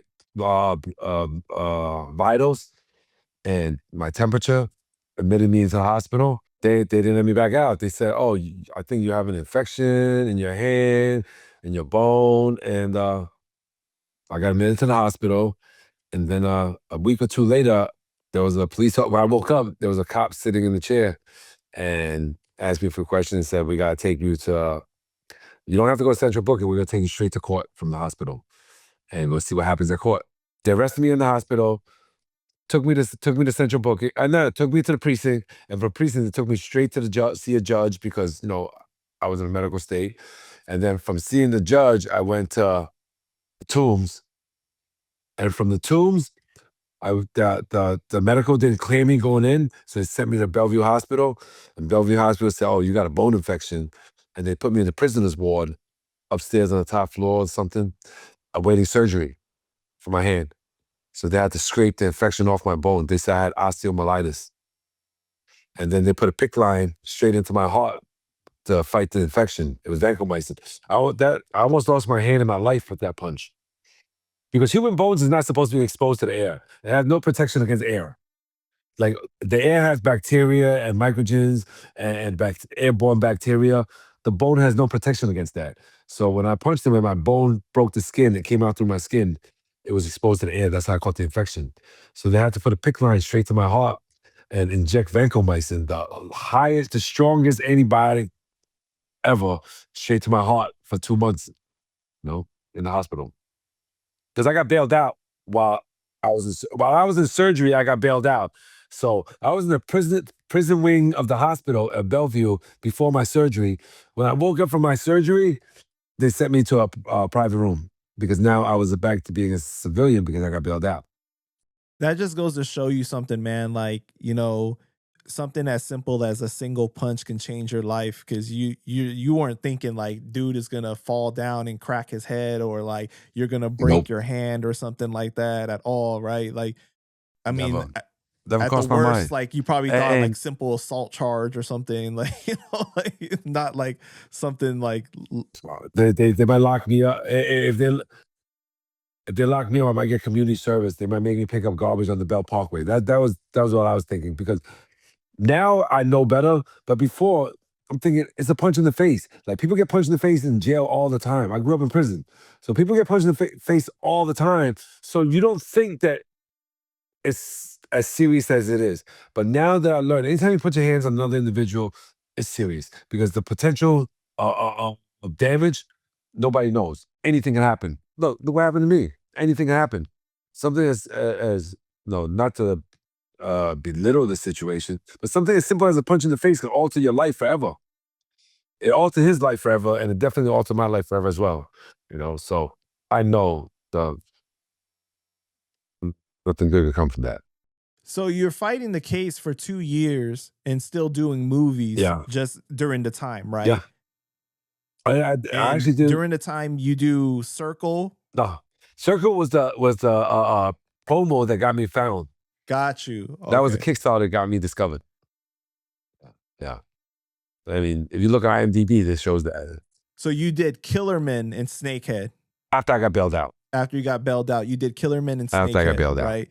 And Yeah, so yeah.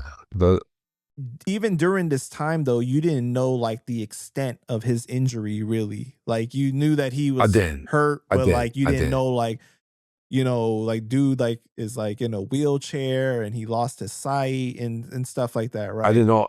I didn't know none of those details. All I knew was he went to the hospital. He had some severe injuries, but he's still alive. They didn't tell me he was in a nursing home. They didn't tell me none of that. They said that he lived. So in my mind, I didn't think it's that serious. I'm like, it's a punch in the face, man. They're gonna one of these days. I'm gonna go to court and they're gonna offer me 60 days or maybe probation time served. It's a punch in the face. So that's what I was thinking. So when they said that they was ready for trial, I was like, let's go. No, no, they gave me a cop out. They said, you want to plead guilty? Plead guilty to 6 years. I said, hold up, plead guilty to 6 years. 7 years is my fucking max. I'm pleading guilty to 6 years. So I said, let's go to trial. I always wanted to go to trial. I always regretted on my other cases that I always pled guilty and never took a chance. So I said, you know what? Fuck it, I'm gonna go to trial, take a chance, roll the dice. Little did I know that, well, whatever. Don't want When you found out though, like the extent of like how much he was hurt and everything, because it was like it's a very sad situation for everybody involved, right? Because not only now, like to. Hmm. they giving you 7 years and you end up doing 5.5 years, but like he had a daughter on the way too. So like him making that mistake of being drunk and you know Um, doing that to you and something that could have been totally avoided, right? yeah, I don't know. I'm not trying to correct you or anything like that, but is he didn't make no mistakes. And he was in the wrong place at the wrong time. I was in the wrong place at the wrong time. Like I said, I've come to grips that nothing he did was wrong. He was just being himself. I have no rights to change another man's future. I have no rights to physically chastise somebody. So I won't say that he made a mistake. I would say that he's in the wrong place at the wrong time. I made the mistake. I made the mistake by putting my hands on somebody that, if I'm in jail, if I'm in prison and I fight with another prisoner, it's justified. It's survival of the fittest in there. Or if he was gang banging and I was gang banging and we fight, cool. But he was a property manager. He's not in that lifestyle. So I feel like he don't deserve that. He don't deserve that. Like no matter what he did, no matter whatever I felt that he did to me or whatever, he's not wrong. I'm 100% wrong. He, yeah. So the second case, I mean, the second stint in prison is much more difficult because at this time, I mean, when the first one you didn't have like anything, like you were just a kid, you were 16 years old going in, you know what I mean, like with very little life experience. And this time around, you have kids, you have a fiance at the time and everything, and it's just like how do you feel like overall that whole situation impacted you differently the second time around? How it impacted me differently. It impacted me a lot because I missed the opportunity to watch my kids grow up. 5.5 years in the bigger picture of things may not seem like a long time, but when a kid is growing up, 5.5 years is a long time. Like so much change. Like their weight doubles. That's how much change you miss. Like when you go in there, they're like 70 pounds. By the time you get out, they're like 120 pounds, or whatever the case may be. And those are not the exact numbers. But I knew what I was missing now. My parents are older now as well. Like when I went in the first time, my parents were still young. I'm like they was younger than I am now. So now my parents are a little bit older. And everybody around me is a little older. Like time is precious. You can't buy that back. Anything you do to take away time from your loved ones, you'll never get that time back. So yeah, it hurt a lot. It hurt a lot. And how old were they at the time when you went away? My kids. My oldest was 7. My youngest was 4. So these are like 7 and very 4. formidable years to miss out on. Yeah, yeah, yeah, yeah. I mean, I was fortunate that I was able to talk to them every day on the phone. So I was still able to communicate with them and stay in touch. But I couldn't actually be there, you know? And every now and then, they'll come visit me. Their mother was very good on that phase that she wanted them to grow up with a father figure, even though we're not together. She wanted them to grow up with a father figure. So she made sure that I was always able to call them, and I was always encouraged to call. Even if you have nothing to talk about, call. Stay in touch with your sons. They're at that age where they need a father figure. They need somebody to talk to. Right. So I was able to stay in touch with them via the phone calls and visits. How did those nights in the cell during that time feel like? Because like now you're going back to such an aggressive like environment where you have to try to survive, right? This time around, you're coming where you were a parent now. You're trying to be more nurturing. There's like more of a human side to you, right? Like how was that different for you to try to have to go back into like that real beast mode? One, I'm a little older than I was when I got out. I went back in there at what, 42? Right. I went back in there at 42. So 42 and 16 is a big difference. I don't even have half as much energy as I had back then. But still had to do what I had to do because uh, although I'm a very polarized person, you either love the shit out of me or you fucking can't stand you fucking hate me. There's no in the middle. So uh, when I left there, yeah, I left with a lot of people that respect me and like me, but I also left with a lot of motherfuckers that can't fucking stand me and praise for my downfall every breath they can take. Every time they look in the mirror, they think, damn, I wish this motherfucker would die already. Like I had a lot of those left still in there. So, even if I wanted to chill out completely, I couldn't completely let my guard down. And, uh, you reap what you sow. I went back in there and I still thought I was still young or whatever. How do you feel though, like when you were outside, right? Like it felt like almost like you were making a turn at a corner now. Like you're getting into acting. You did, a bunch of stuff. It's like you turned your life around to a certain extent, and you got your relationship with your family and everything. Did you feel like it was a letdown when you caught the second case? Of course, I let a lot of people down. Everybody that believed in me, I let them down. People that was rooting for me and wanted me to win, I let them down. You know what I'm saying? And you could build a house and the shit is gonna look fucking great or whatever, but if the foundation is shaky, it might not crumble today, but eventually it's gonna fall. And my foundation was shaky. I didn't learn nothing from my first bid. I refused to learn. I didn't want to. I didn't want to participate in any educational program, or therapeutical programs. So the foundation was shaky. It wasn't if I was going to hit somebody else again. It's when I'm going to hit somebody else again, because I did not learn. I did not learn my lesson. I did not realize it. You know, like I said, I wasn't grown. I haven't grown up yet.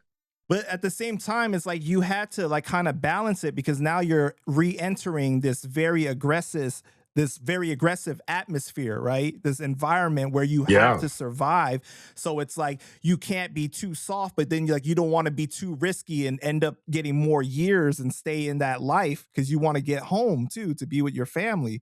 So it's like, how did you find that Yeah. balance enough? Oh, well, I didn't find the balance well enough because I got stabbed in my face. So apparently, I couldn't really find the right balance.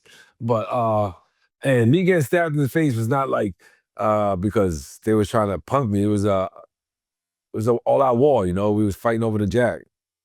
So I slept, and homie came up from behind me and stabbed me right in my face. So it is what it is.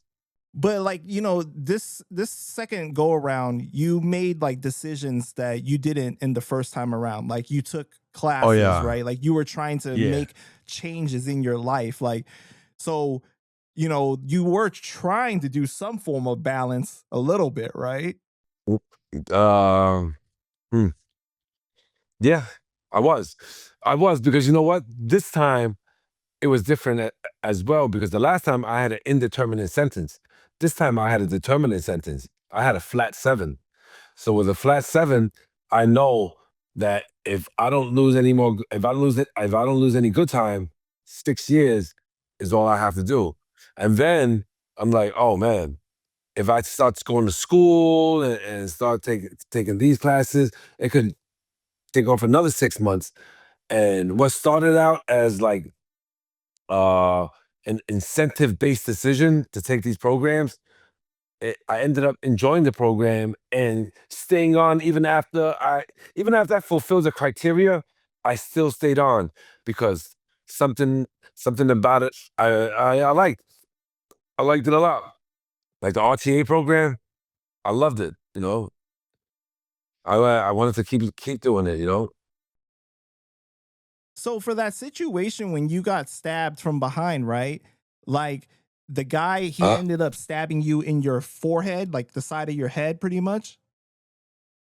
yeah, yeah, like right here. I don't know if you can see it. And you needed like what, nine I had stitches on the outside and 11 stitches on the inside? something like that. I had to go to an outside hospital. Like Wow. the prison infirmary wasn't equipped to handle that type of wound. So I'm sitting there, and you can't just, send them to the outside hospital. Unless you stop breathing, they can't just take you out to the outside hospital. They have to get the permission from the watch commander. They got to get the okay from Albany. And it's like, because they don't know what's going on. They don't know if it's a setup just to get you on the road so they can help you bust you out or whatever. So I'm sitting there. They're saying that I have to go to the outside hospital, but I'm in the YME pen for like 2.5 hours waiting for it to get approved. But then once it got approved, they put me on the van and drove me to the town hospital. Well, at first, when you first got stabbed, you didn't even know that you were stabbed, right? Like when they told you have to go to the hospital, you were like, what for? No, no, no. It's not that I didn't know I was there. I didn't know the extent of it. I knew I Oh, was the bleeding. extent. 'Cause Got you. I knew I was bleeding. There's mad blood in my face and my eye. Because when you get hit right here, mad blood be coming out. Mad blood be coming out. So there's blood in my eye. And then dudes that I was cool with, they was like, yo, Rich, just stay down. Because they had already fired the smoke gas into the mess hall. And the squad was already in there. And I'm still trying to get up. And all I hear is, yo, Rich, stay down, stay down. Yo, you're leaking, stay down. I'm like, oh, word. So, So for this situation, right? This is where you stood on business. You showed that like you're not a snitch, you're not going to cooperate or anything like that. The guy actually called you as a witness to help him in his case, basically to say that yeah, that yeah. you that it wasn't him. Like you Yeah, you yeah, even yeah, yeah, played it yeah. where you were like, oh, I don't remember anything from that day. Can you show the video? And then you're like, oh yeah, I don't remember Yeah, that. yeah. Because I want to see the video. I wanted to see. I wanted to see because after I got hit, it wasn't like I just curled up. You know, I was doing my thing too. So we was all fighting. So I want to see. I want to see the footage. You know. Um, I don't know. Still childish ways to think. Young-minded thinking. You know. But he went back to the prison and like spoke positive on your name, right? That you were solid. Yeah, That you yeah. When he went back to the box, he said it. He said, "Yo, man did what he had to do. He didn't tell on me. Official tissue." But I didn't need his punk ass to validate I'm official tissue. You know what I'm saying? I know I'm official tissue, but it's just that.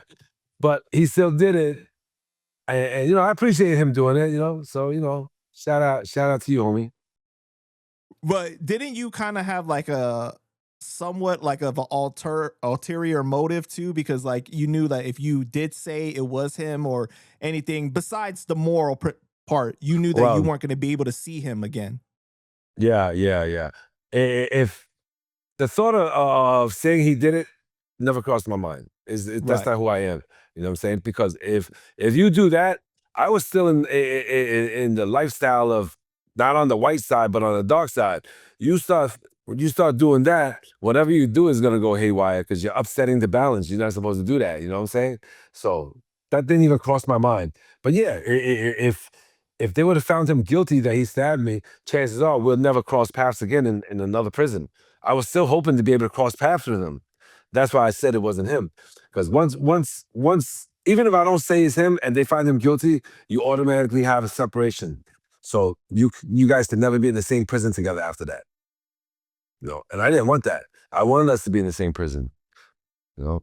The two situations you did bits for stem from situations where you were upset about something else already, right? When like the Street Fighter situation, you were already mad about the guy coming in and, you know, interrupting your game. Mm. So then like it stemmed, it went over to the other Flying Dragon member, right?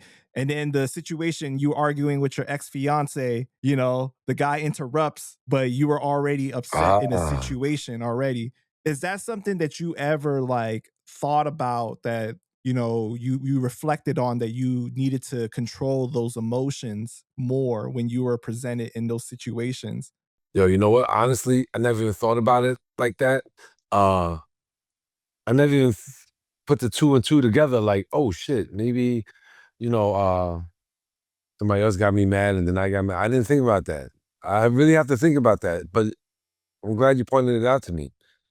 Um, I don't know. I guess growing up, I always feel like if you want things your way and it doesn't go your way, there's only one way to get your way, and that's through violence. You know?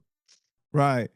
Cause you know, when people when they like take their anger and their terror out on the world, right? Like that, those strong emotions, they come from somewhere else. They from whatever trauma that you deal with, whatever has happened in your life, you know, it comes out in different ways. It manifests itself in different ways.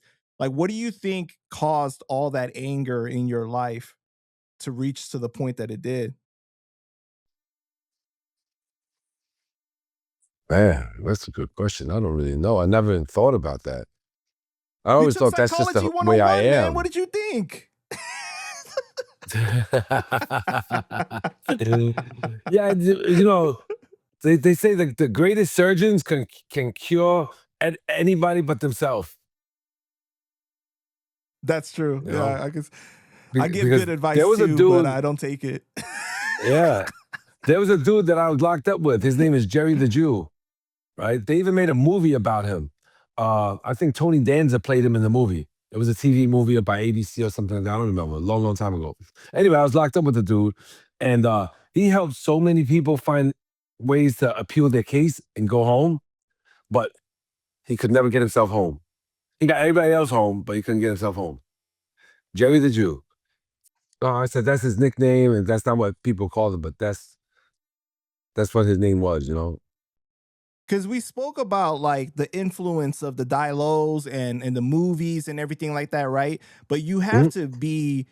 you have to have some internal predisposition to allow that to come in, right? To really influence you to that point. So I'm wondering, like, what was it that happened for you that, made you more susceptible to allowing that to come and be a part of your life? Um, I guess it could fall back to my parents was working all the time, so it wasn't their fault. They had to work. And I guess without a parental figure in your life, whether it be male or female, because I know a lot of guys that was just raised by their moms and they grew up to be wonderful people. So I guess it's just parental supervision and love. If it's not there, then it's easier to get sidetracked. It's easier to get led astray. Or you might not even be led astray. It could be just like me. I was just seeking it out in all the wrong places. Violence has been like one of your form of communications, your main form of communications all of your life, right? The violence and the chaos that you've been surrounded by has been something that you've heavily relied on throughout your life because it's mainly what you know. It's been normalized so much to the point that like even you started to realize later on in life that just because this has been normalized in my life, it doesn't mean that it's normal in society in general. One of the things you were talking about with the guy that you punched was like, man, people get punched every single day in prison, and it's like it's nothing, right? Yeah, But then like you start to realize that yes, certain things are normalized in certain environments like prison, but doesn't mean that it's accepted, as a whole in society, and this is like the yeah, norm, right? yeah. That's a fact. When you look at, what you've been through in your life, right? And you compare it to the ages of your children, like, doesn't that trip you out? Like, man, when I was their age at this, I was already doing this. I was already going through this. Like, you can't even Yeah, imagine, right? That they would be it going through does. It something does. like that. I didn't realize I was that young. When I was their age, I thought I was grown. You know what I'm saying?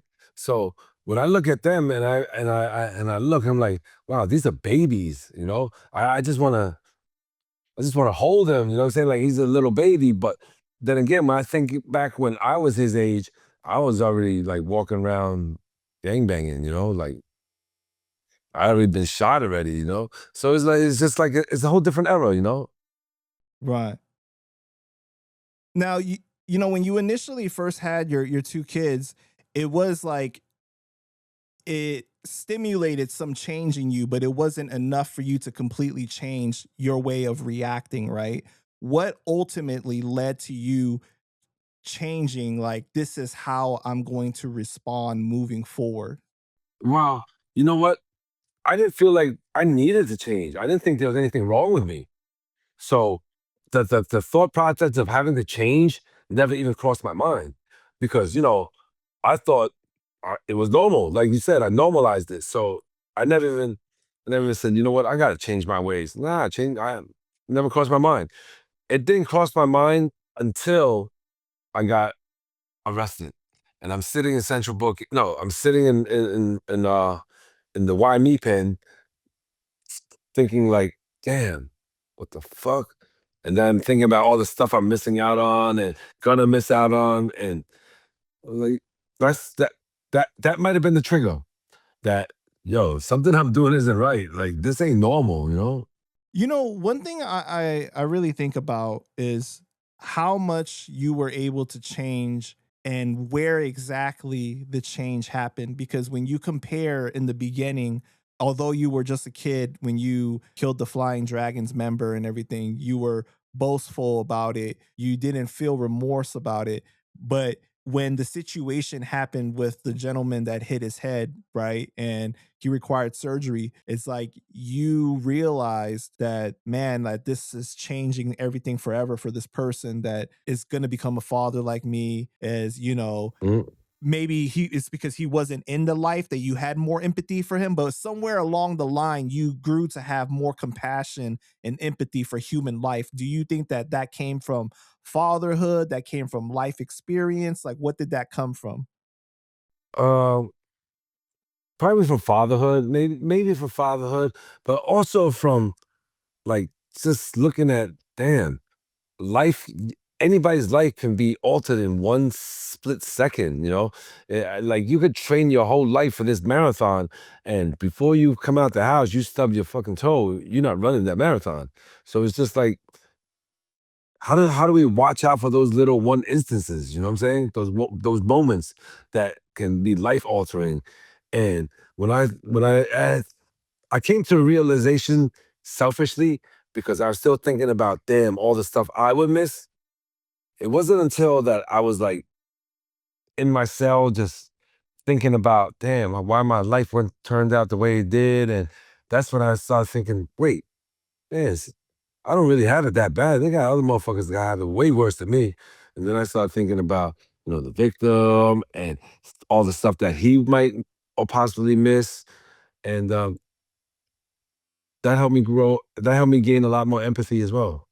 Because earlier when we had the conversation, you were saying that the victim didn't make a mistake. You said that they didn't do anything wrong, but I know that the viewers are gonna look at this and be like, "Well, he shouldn't have did what he did." That kind of started the situation. But for you, I understand that you're in a place now where you have to take accountability 100% Yeah, for what you did. Like life is 10% of what happens to you and 90% of how you respond to it, right? So it's like you yeah, can't control what he did, but you can control what you did. yes, yes, yes. And this is a free country. You should be you're entitled to say what you want to say. You're entitled to believe what you want to believe, and you're entitled to express how you want to express yourself. So I have no right to determine, oh, what you're saying I don't like. I'm gonna punch you in your fucking face. I mean, I used to feel like that. I used to feel like judge, jury, and executioner. But you know what? Who the fuck am I to do that? Now I come into that realization. Like, I'm not special from nobody else. We all human. So nah, I'm totally against that now. Unfortunately, it took so many tragedies for me to realize this, but you know, hopefully it's not too late to do something about it. You know? Well, man, you still young, you know what I mean? Like you still look a lot Ah, younger than you really are. So you oh, got thank some you, thank you, years, thank you got some years. you. Yeah, yeah. Like people always ask me, "Yo, you sure you that age?" I remember I did another podcast, and somebody in the comments said, "Yo, this fucking guy is AI or he's lying. There's no way he's 49." Like, and you know what? I took that as a compliment. I kind of felt myself really hard that day. I was walking around. My chest was popped up even more when I was walking around that day. I was like, "Yeah, man, It's like 29 you had the bulletproof AI vest on again, huh? all over again." I had that shit on all over again. Yeah. This feeling I have, I can't even explain, is nothing that can be compared to physical pain. Oh shit. Yo, I wrote that when I was Your locked up. poem Better Days, right? Yeah. Is the second stint in prison, is that what inspired you to start writing poetry? No, I always had like voices in my head rhyming back and forth. So, I said, you know what, one of these days, let me listen to them and just write down what they said. No, I'm just fucking around. Uh yeah, I don't know. I just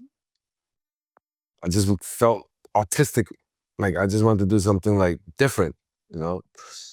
And I don't know. It's just how I felt at that time. You know, it wasn't like Are you still writing? no, not so much, not so much. Because uh, I don't have as much free time, thank God. And I have to feel it. It's not like, oh, I'm gonna sit there and say, oh, let me write some shit. It's just like one day I just feel like, oh man, this fucking feeling. I just gotta put this shit down. So It's like you're overwhelmed with emotion that you have to translate it to yeah, paper. I have to. Yeah, Got you. yeah, and yeah, and and I figure if I translate it to paper and somebody might read it one day, I might as well jazz that shit up, make that shit rhyme. Right. So I don't know. How come you never got into rapping, man? One, I'm not creative enough. I don't think quick enough on my feet. 'Cause, you gotta be able to freestyle. You gotta be able, I mean, I have the mannerisms. I could do the mannerisms, and I semi have the voice. I've been told. I just not creative. Unless I get a ghostwriter. But then if I get a ghostwriter, motherfuckers be like, oh, that motherfucker's fake. He ain't write that shit, you know? So I don't know. Well, this is the era more than ever now to be able to get away with that, though. Yeah. The Oh, old school era, what we grew up on is more like, no, you can't have a ghostwriter. But now it's yeah. like, I mean, you look Yeah. at people get away with it a lot more. Oh, I don't even listen to hip hop no more. I don't even listen to him no more. I mean, because you know, you say you can rap, and then you end up in a cipher, and then you get stuck. Like you start stuttering in the cipher. You don't want that either. You know what I'm saying? So no, Right. I had Were thought you about it. were you locked up with any famous people? Yeah. A Who? few. I mean, there's let me see. The famous for their criminality or famous as just famous in general. Like I was locked up with Pac. Like we wasn't in the same jail, but we was in downstate together. From downstate, we both went to Clinton together, you know. But it wasn't like we was in the same. It's a transit jail. It's a transit jail. Like when you go to Wait. New You York, were locked up with Tupac? when you say locked, when I think about somebody saying locked up with somebody, I'm thinking, oh, you in the same jail? No, we wasn't in the same jail. We was in this. No, we was in the same jail. We was on the same tier. Wait, because there's 6 cells on the tier in downstate. So we're on the same tier, and we're waiting to go to the jails that we're supposed to go. And it just so happened we was both going up to Clinton. We wasn't shackled or handcuffed together, but you know, he was on the same bus and stuff like that. I was already thinking myself mad cool, so I wasn't trying to ride nobody and be like, oh shit, Pac, what's up? Teach me some shit, you know. But yeah, Right. we had crossed paths. I was locked up with the dude Ronnie DeFeo. He's the guy from the Amityville Horror that killed his whole family in the middle of the night. He said Jody the pig made him do it. Holy shit. David Berkowitz, the son of Sam. Back in the 79s, I don't know his case specifically. I know they call him the son of Sam. Colin Ferguson. No, is it Colin Ferguson? I think it's Colin Ferguson. The Long Island Railroad shooter. I was with him in 2 different spots. No, he never made it to population. They don't put him in general population. Who else?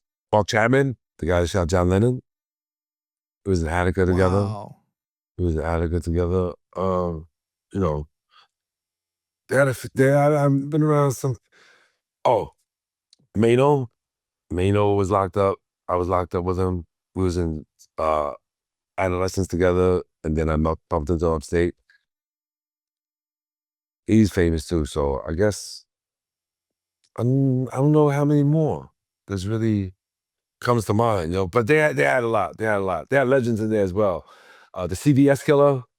It was this. I forgot what his case was, but while he was in there in 1994 in Auburn, he cut this dude kept fucking with him and fucking with him. He's a white dude, kept fucking with him, and in the mess hall he cut his head off. You know, but he was famous for being the CBS killer anyway. So I've been around some crazy shit. You know. So when you were traveling up to Clinton with Tupac, like how long were you guys housed there together? Oh no, he went to what's that thing called? APPU. That's for like high profile celebrities and cop killers and cops and shit like that.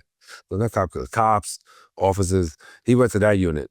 I went to general population. Oh, got you. So we didn't even get to see each Okay. other. After the bus, couldn't even see each other.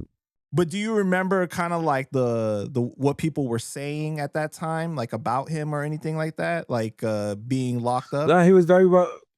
He was very accepted. Everybody accepted him. Like everybody was trying to be cool with him. You know what I'm saying? At the end of the day, he's still a celebrity. You know, like, and at that time, I'm not sure. Did they have did he have beef with Biggie at that time yet? I'm not even sure. Yeah. So no, maybe Yeah, not. he You know? did. He did. What you're talking about in what this is 94, right? When he got charged with the whole sexual assault thing? Sexual assault thing, yeah. Yeah, Sexual right, assault. yeah. So that didn't happen Yeah, that yet. was no, he did because remember he got shot at Quad Studios and Biggie and Diddy were at Quad Studios Oh that yeah, night. yeah. Okay. And he was on trial when that happened, the shooting Yeah, happened. that's right. Yeah. And then he was in the wheelchair. He was in the wheelchair. Yeah, exactly. That's right. Yeah, that's crazy, man. Was the rumors? Do you know about the him getting assaulted in prison. Did that happen in Clinton? The I rumors. I'm not saying no. if it actually happened, but like the rumors though. If it did happen, the whole state would have heard about it. And dudes in the state. So when you're in prison, there's so many different jails in there, right? So how dudes used to get news was, when you go on a draft, you'll go to a new jail, they'll be like, yo, who's in the last jail you was in? And they'll talk, oh, yeah, yeah, such and such was there. Oh, shit, such and such got beat up and stuff like that. So somebody with his type of notoriety, if he would have got beat up or jumped or whatever, anybody would have heard about it. I was in state, I never heard about it. I never heard a rumor about it. It wasn't until I came home that people in the streets was saying, "Oh, that's what they heard." But while I was incarcerated, I never heard one single thing about him getting jumped. In fact, he went to APPU. That's where they put fucking ex cops. If they can get to Tupac, those ex cops and informants and all that, they can get got to too. APPU is really secure. It's like super PC. So you have to go there even if you don't want to go there because of you being a celebrity. Uh, yes and no. When I got back locked up this time, I already did a few movies. So they had asked me, and I was like, no, I don't want to go. So I think there is an option, but I'm nowhere near the If size he someone of is. that level. Yeah, I don't know, because I wasn't, like, I'm nowhere near the level that he was at. So I don't know what Right. his options were. But when I got incarcerated, they definitely asked me because they said, oh, Got you. you're a known actor and this and that. Do you need protective custody, And then I had to sign a waiver saying, no, I don't want it. Mm. Yeah. I always thought that rumor seemed more like some rap shit than actual prison shit. Like that that it started more like as a way to kind of discredit almost the Yeah. reputation more Yes, so, yes, than yes. anything. Yes. Not I never heard Yeah. a thing. I never heard that. And APPU is so secure that no, how can it even happen, Like we're in the same prison and we can't even see the people that are at APPU. Even on the chain sheets, they black out their names. Like when a chain sheet is a sheet that shows one inmate transferred to another cell from another cell, and each block officer gets it. But for the guys that are APPU, they block out their names, so they don't even want us seeing their names on the chain sheets. Wow. Yeah, yeah. What about Mano? Were you really cool with Mano? No, we wasn't really cool. I knew of him, Mm-hmm. but I knew of him before he became famous. Got you. Always a Got you. stand-up dude. Always a stand-up dude. When he got cut, he didn't tell on the dude that cut him. And he held it down. And then when he got the Comstock, he caught Son back. And it's all common knowledge. So nothing. There's nothing you can say bad about him. But it wasn't like we hung out or we was friends. We had mutual friends. We definitely had mutual friends. Yeah. But we never was in the jail together long enough to befriend each other. Where you were locked up though, like 85% of the COs was females, right? In Sing Sing, yeah. In Sing Sing, yeah. That's crazy. So like I mean, That's why like everybody want to go to Sing nowadays, Sing. That's why everybody want to go to Sing Sing. Because well, the news these days makes it seem like the female COs is fucking all the inmates all the time and stuff like that. Like no, how no. often does that really happen from what you saw? Listen, I'm gonna tell you this rumor that floated around New York State prison system forever. All right. Now, mind you, I've been to Sing Sing 3 times, right? Throughout my incarceration, I've been to Sing Sing 3 times. So when I first went to Sing Sing was like an OJT prison where everybody that come out to the academy has to go do at least 6 months in Sing Sing before they transfer back to their respective area that they came from, like upstate New York or whatever. So there was a lot of turnarounds. So no officers really stayed there long except for like a handful that actually bid it to stay there and train the new jacks, right? And when I went there in the early 90s, dudes used to tell me, yo, you just missed it, man. Back in the 80s, yo, all these broads used to be selling pussy over there. Like that's slang for like prostitution. Right, I was right. like, word, damn, I just missed that shit. Then I went back. Then I stayed in Sing Sing for a while. I get kicked out. Once you get kicked out, you don't come right back. So I did my little tour around the state, and I made it back into Sing Sing in the 2000s. So I was like, chilling with some dudes, and he was like, "Yo, bro, yo, you just came, you just missed that shit." I said, "What happened?" He said, "Yo, in the '90s, yo, these bros used to be selling pussy in here." I'm like, "In the '90s? How the fuck I keep missing it? I was here in the '90s." Then I didn't think nothing. I didn't think nothing of it, right? I come back through on this bid, but I end back up in Sing Sing. Somebody else tells me, "Yo, bro, you don't know. Back in like 2000s, yo, you could buy a girlfriend in here as long as you had money." I'm like, hold up. I was here in the 2000s. In 2000s, they said that shit was happening in the '90s. I'm pretty sure in the '90s, they said that shit was happening in the '80s. Like, come on. There's no prostitution rings. I mean, every now and then you might get a prisoner that an officer is attracted to, and they develop relations, and you know it can happen. It happens. You see us more than you see your own family, especially if you work in 16-hour shifts. You definitely see my face more than you see your husband's face. You know, and by the Right. time you get home, you're tired as fuck. So shit like that do happen. But as far as that rumor about having a entire prostitution ring where you send money in, a pimp does that, no, I ain't never seen it.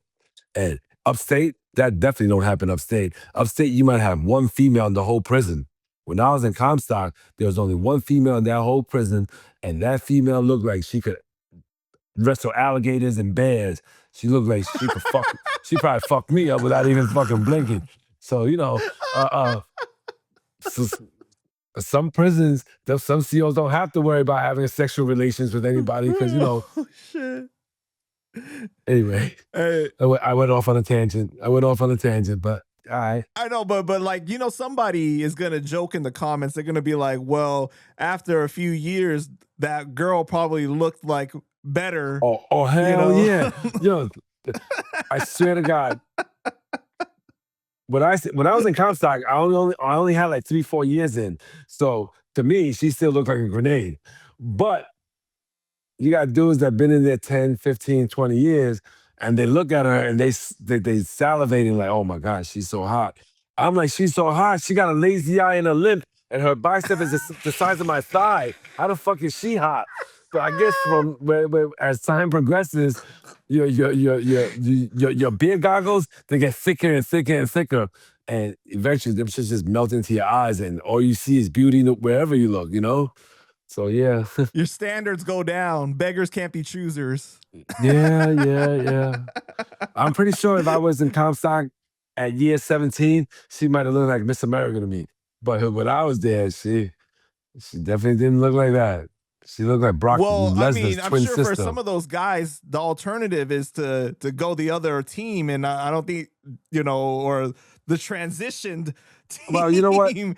A lot of people think that people in prison all participate in those type of behavior because of shows like Oz, American Me, but it's really not like that because you have men that were homosexuals before they was incarcerated.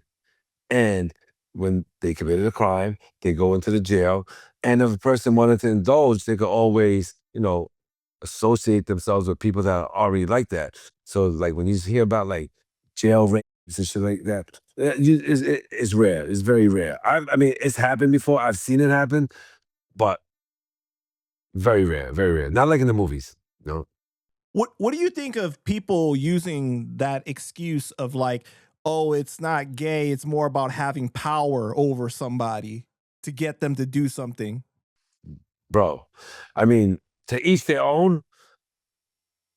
If I'm not gay, I won't be able to get aroused for another man, no matter what type Right. of power I want to. Well, no matter what kind of power I want to put on that man, because I walk in the streets and I overpower a lot of big dogs and cats, and my shit don't get hard when I walk by them, thinking, "Oh, just overpowering somebody's gonna turn me on." No, you got to already be like, you got to swing that way already, So you don't turn. You can't get turned. It's already there. And even if it's there, to each their own. Right. Do you think that COs are more crooked than cops from what you saw? Oh man. Yeah, no, no, no. I don't think so. No. Because you know what? CEOs don't have to fill a quota to put somebody in prison. Like some cops back in the days had to fill their quotas, and in order to fill their quota, something that they make mountains out of molehills. You might be selling a fucking nickel bag of rock. Next thing you know, they're talking about they found a kilo in your trunk. No, it's happened. It's happened to a lot of people.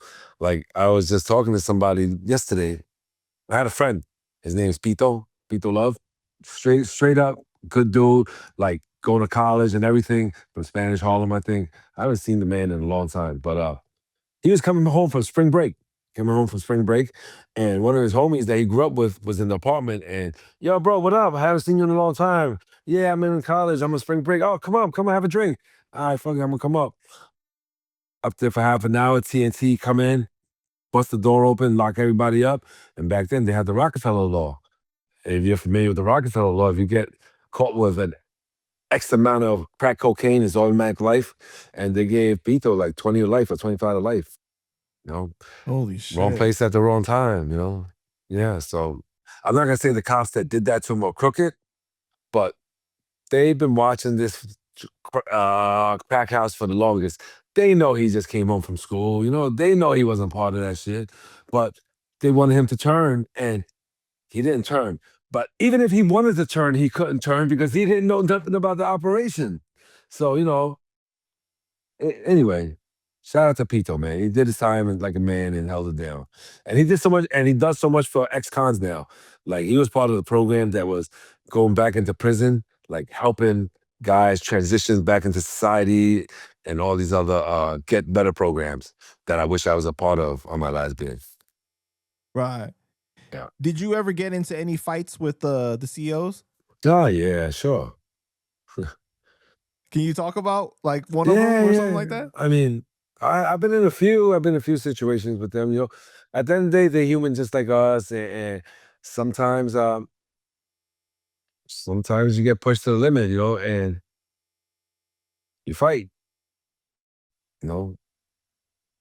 And sometimes sometimes when you're fighting with somebody else and they try and break it up, next thing you know, they hit you with the stick too hard. You turn around, you start fighting them as well. So yeah, I've had a few altercations with staff, assault on staff. Mm-hmm. What is the most traumatic thing you've ever seen in prison? Most traumatic thing I ever seen in prison, like something that scarred me for life. Yeah. Oh, I think I was in the shower and was it Comstock? Was it? It was either Comstock or Clinton. It was because it was in the outside showers, and I'm in the shower, I'm washing my hair, and next thing you know, I hear this dude say, "Yo, what the fuck, shorty? Look what you're doing to me. What the fuck?" And this was like the early 90s, like I think 94, 95, right? I'm like, what the fuck is going on? So I wipe the shampoo out of my eye, and then I see homie, this big black dude, and the Spanish dude in the corner, and the black dude has his hand on his jump off, and the shit was like, bing. And he's like, look what you doing to me. Look what you doing. What you gonna do about this?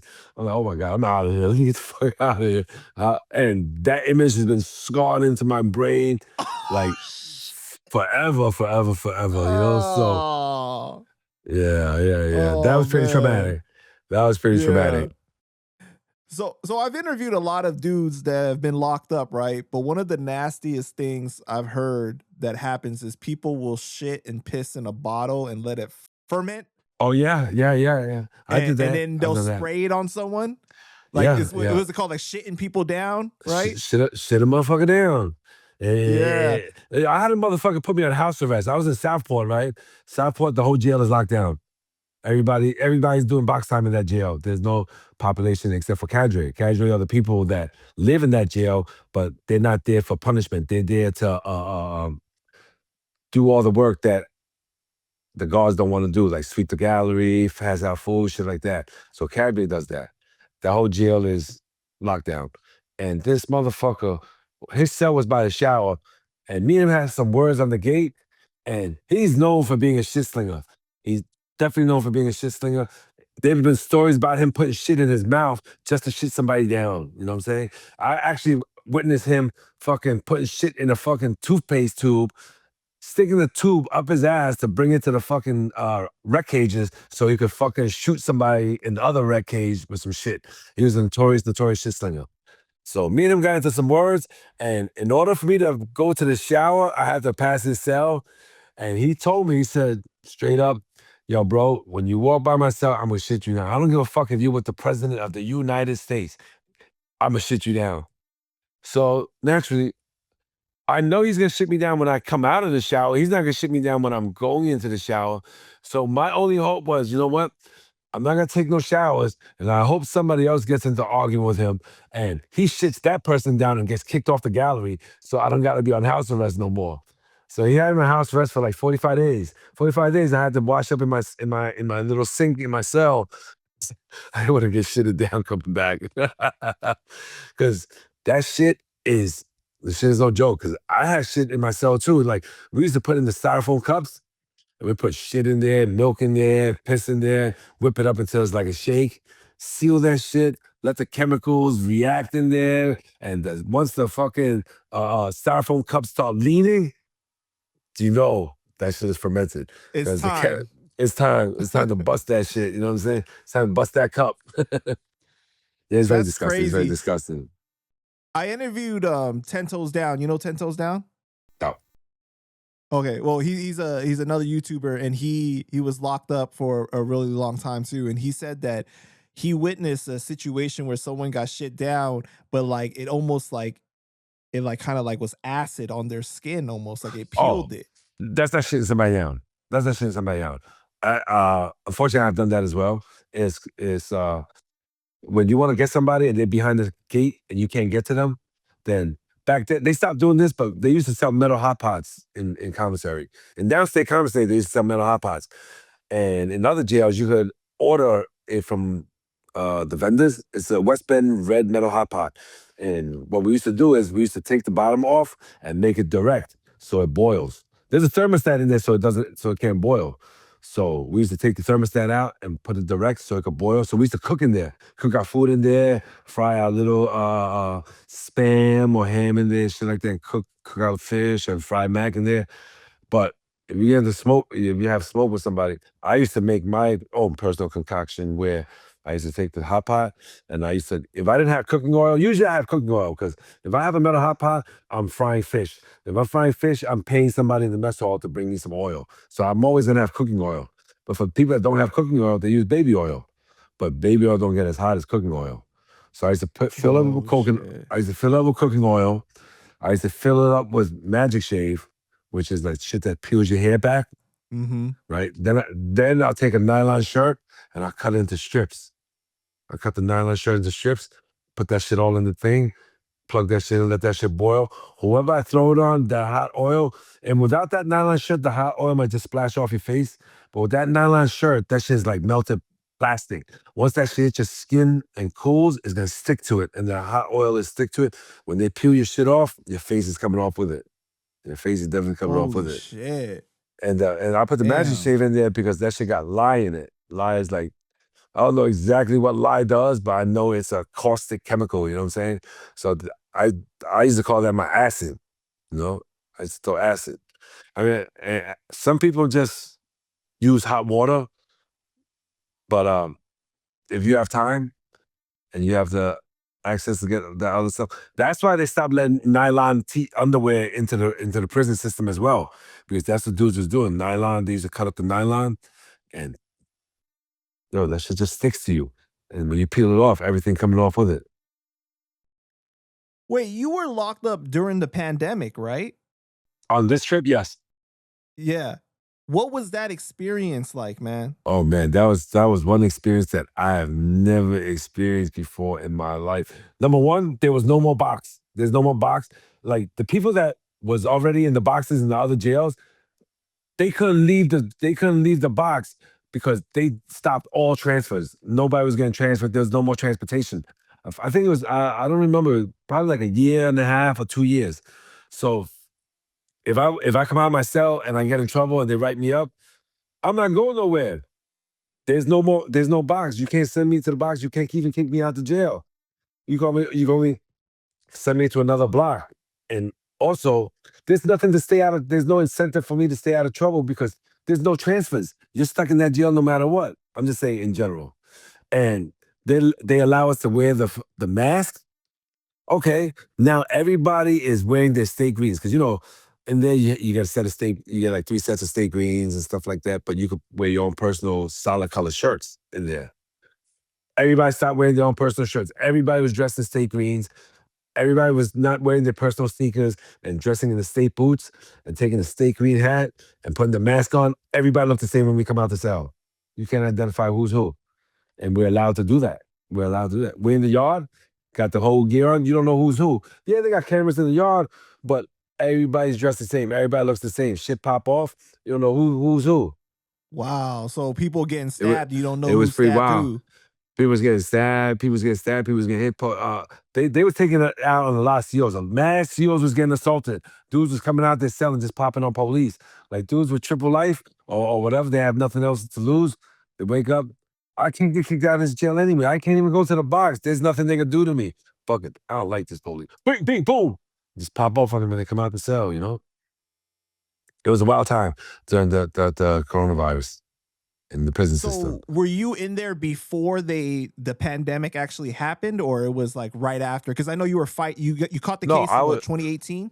No, I caught the case in 2016. I was on bail until 2016. 2018. I was on bail until 2018.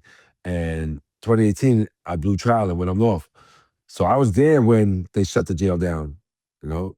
Wow. So you were there before and after. Yeah. That's I mean, crazy. I was on the phone talking to friends and they was like, yo, there's this thing called COVID. I'm like, that shit ain't gonna affect us. I'm in bumfuck Egypt. I'm like fucking 7, 8 hours from New York City.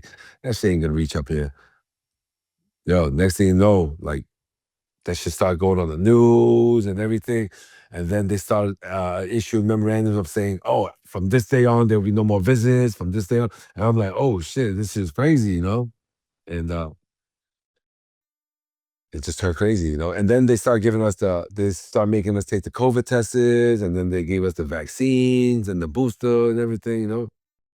Was healthcare still like the same, or it got worse when you were there because of the COVID? No, it got better. It got better. Oh, it got They was better. more on top of shit.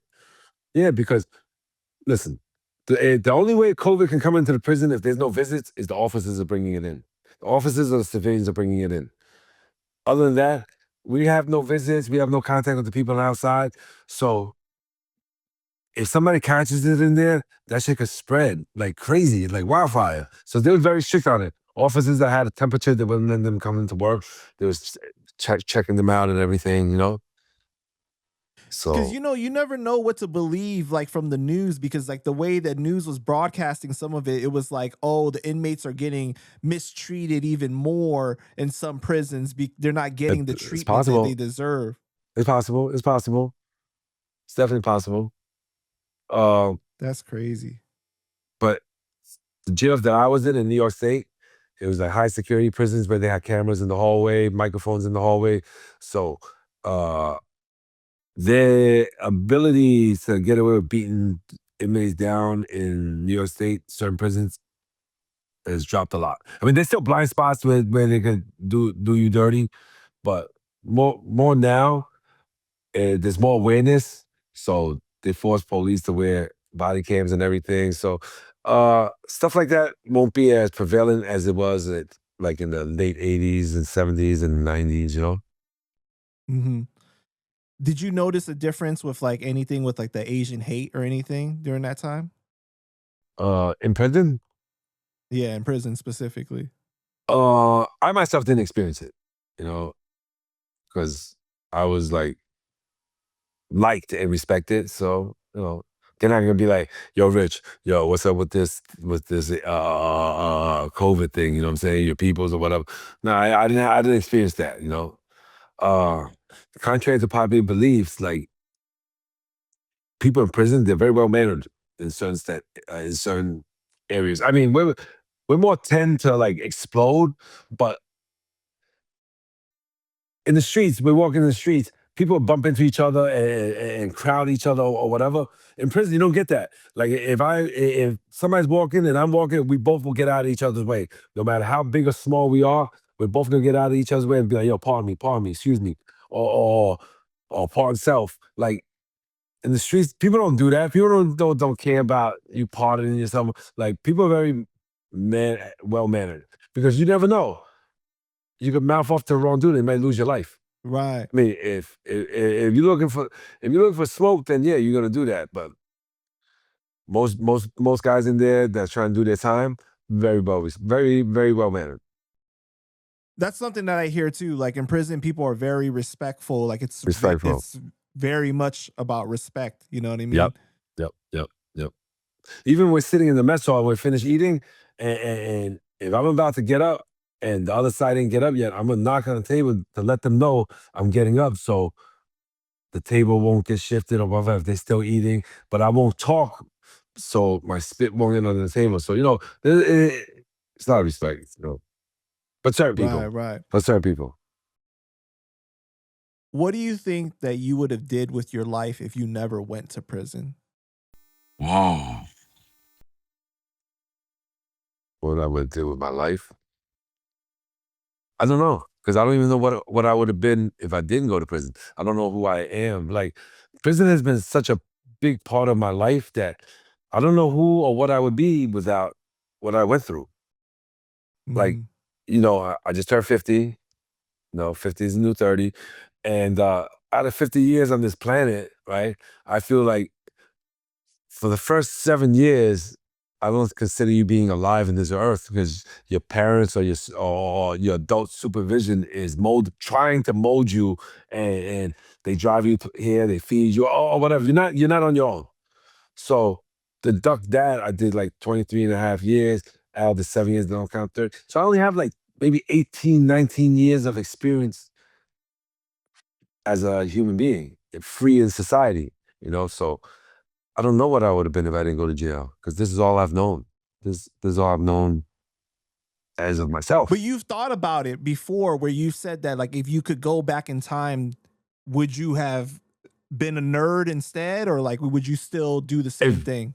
uh if I could go back in time and know what I know, hell yeah, I'm gonna be a nerd. I'm gonna be a nerd and move to Silicon Valley and buy stock in Google before Google even get famous. The fuck? But nah, yeah, of course I want to be. I would want to take the right way, because going the other way is gonna hurt other people. And I've hurt enough people in my life. I'm tired of hurting motherfuckers. I don't want to hurt nobody no more. I just want to try to But do you the know, right they thing. say the butterfly effect, man. You change one thing, it changes everything, right? So Yeah, then, like your kids, exactly. everything that you know wouldn't be the same, though. You wouldn't be the same Richie. No, no, no. Yeah, I'll probably go to work in a suit and tie and know how to tie a tie and wear dress shoes or whatever. I don't know, I know maybe. you might be one of those like Or pompous Asian astronaut. assholes driving Oh, the oh, Mercedes and stuff. oh, no, no, no, no. No, I don't need to be a good person to act like that. I acted like that before when I was a bad person. It just might be in my DNA. But no, when I was a kid, I wanted to be an astronaut at one point. I wanted to either be an astronaut or, yeah, I think that's it. It was either astronaut or gangster, I guess.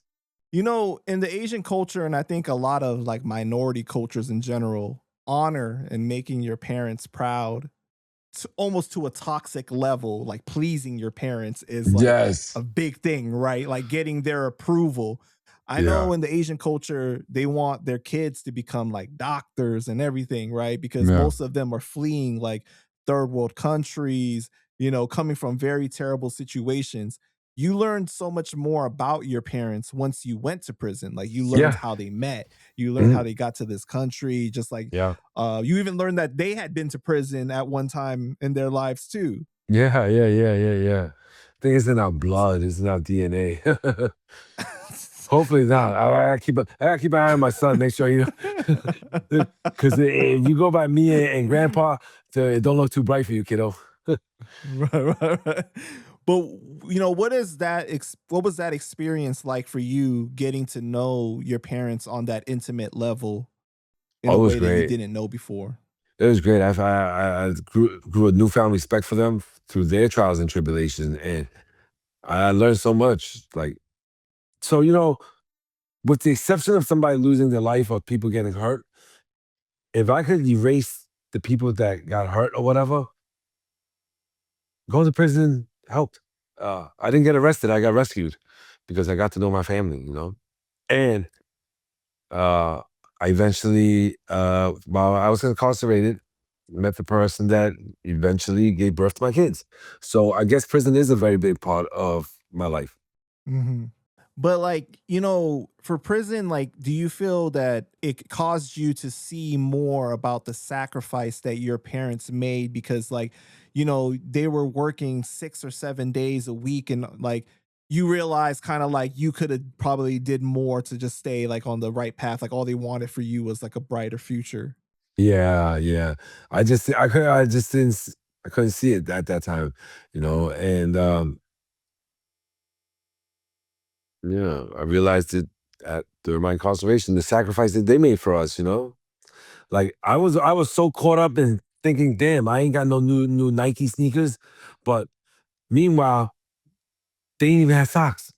So, you know, I didn't put it into perspective like that, you know. I was so caught up in me. Fuck this. I'm out of here. I don't have no new sneakers. I don't have no new clothes. Meanwhile, uh they more frugal towards themselves than towards us. Like when we was kids, my mom used to make this dish with like chicken wings and stuff like that. And my dad used to always take the wingtips, the part that people throw away, and he used to eat that, and he used to be like, "Oh, this is my favorite part. You guys eat the rest. This is my favorite part." And I'm thinking, man, this ain't even got no meat on it. How's that your favorite part? That's the part where they throw away. You got weird taste. But growing up, after I've grown up and talking to him on visit, he wanted to make sure me and my brother and my mom had like the pieces of chicken that had meat on it. So he took the ones that didn't, because it would look weird if we're the only ones eating and he's not eating. So he used to always choose the, I don't want to say scraps, but the pieces that nobody else liked, you know. The less So desirable. the less desirable pieces. So that to me is like, man, that's a very honorable sacrifice without even telling people, hey, this is the type of sacrifices I'm making, you know. Right. Even before I realized that, I really thought when I was on the streets and I ran away from home already, and I went to a restaurant and I asked to order some chicken wingtips just to see what the hype is about. And what the fuck? What the hell is this shit? I ain't eating that. It's fucking scrap. So I know what it is. I know what it's like. So it's sacrificing, you know? But I'm sure with you becoming a father, it also made you realize too more of like what it feels like to do sacrifice for your kids, right? To um give them the better part of things and you to take the less because like of what you're able to do by your means. Well, I was fortunate in the fact that when I did have them, I was already like financially stable, secured. So I didn't have to make those type of sacrifices my parents had to make. So yes, I have children as well, like they did, but I can never know I can never know the type of sacrifice they made because they came to this country and they didn't even speak this language. They didn't even speak Or know English the culture. or know the culture. Like I'm not even. I don't know. It's just, and they didn't come young. They came at an older age, and they just was thrown here and had to survive. So you know, I don't think I could ever know the how tough it was for them. You know, because it's tough to not be understood and everything. It's tough. Right. You could argue that they started with a disadvantage to a certain extent, right? Like, Yes. but they were able to still become successful and provide for their family. But you look at your situation with, it's hard to become employed when you have a record or when, change people's preconceived notions about you just based off of people judging you because you did time or whatever. That has its disadvantages as well. So like with you experiencing, being in the work field now, because prior to that, you weren't in the work field really, right? Like before the first release, you didn't have a job, like a regular job and stuff. Yeah. So I'm assuming that that would give you more of a level of understanding and empathy too of like how difficult this really is to provide for your family. As an immigrant. as anybody. Yeah. It's hard to Yeah. provide for. It's tough to provide whether you're an immigrant or not. So, but to be an Just to be immigrant is double as responsible for hard. somebody else. Yes, just Right? yes, and you got people that prey on that. Like, oh, you don't know English. You don't. You're probably not even gonna pay taxes. What I would usually pay this person, I could pay you half, and you'll still be happy to take this job. So I mean, you got to eat a lot of shit when you don't understand the language. You got to make sacrifices, especially if you came here with your whole entire family. If my parents immigrated here just by themselves, it might have been easier. But they had to take care of me and my brother. So they're my Right. heroes. If I ever had to choose a hero, they would be my heroes. No. Most definitely, man. Mhm. What about your brother? Did he go the opposite way of you because of Total seeing? opposite. Total opposite. Night and day. Like he's huge. Like for an Asian dude, like he's like 6 foot, 275, black belt, jacked as, but gentle giant, very kind, not aggressive. But I mean, he'll throw down if it needs to. But at one point, he used to compete in karate and stuff like that. And once you get to certain levels of black belt, they no longer keep you with the weight class; they keep you with the skill level class. And he competed, and the dude that he hit went out cold, and he got so scared that he might have died or whatever that he stopped competing after that. So that's just an example of how gentle his soul can be. Right. I think if it was me at that age, I'd been like, oh shit, I'm the shit. I'm going to MMA next. Oh my God, I wanna fight Mike Tyson after this. But he took it and he said, you know what? I'm done with this. I don't want to hurt nobody by accident. So you've been out for almost 2 years now. What has it been like? Is it more than 2 years or 2 years? 2 years in a week or two. 2 weeks in a week, maybe. 2 years in a week. Yeah, 2 Okay, years. so around there, right? Yeah. So what has it been like for you picking up the pieces and trying to get everything back together, like transitioning back into society? Well, I learned that there's no such thing as catching up. Was past is past. So I'm not trying to like regain back what I lost or cry with spilled milk. I'm just trying to keep moving. I'm just trying to keep forward. I don't want to stay stagnant. I don't want to tread water. I want to swim. I want to keep swimming. Mm-hmm. I don't want to just survive. I want to thrive. So I'm gonna do everything I can and work hard and not let my past be my crutch or an excuse not to keep trying. Right. I mean, it's hard. It's hard. It's hard. Especially in my industry, you had to accept like 1,000 no's before you even get a maybe. So it's hard. It's hard to get back into it. But uh, there's a reason for everything. There's a reason for everything. So Right. you know, One thing I've heard you speak about in the past is institutionalization, oh right? yeah.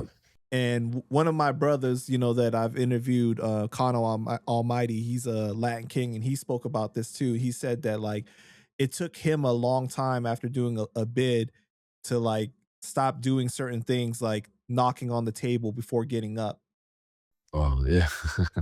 Like there's or, like or, certain things that you get used to. or jumping in the shower with your slippers on. Right, That right. that Like that, different that things like or that. showering with your boxes. Like those are habits that I had to break out of. Like when I first came home on my first vid, not so much this time, but on my first vid, I was still walking in the shower with my shower slippers on because in there you have to shower with shower slippers because it's mad dirty and mad fungus on the floor. You might lose your feet if you shower barefooted in prison. Damn. So everybody showers with their slippers on. So when I came home, 18 years of showering with my slippers on, I go into the bathroom, I'm going to wear my slippers in there. And you shower with your boxers on because, you never know when shit pop off. You don't want to be butt-ass naked fighting. So keep your boxers on.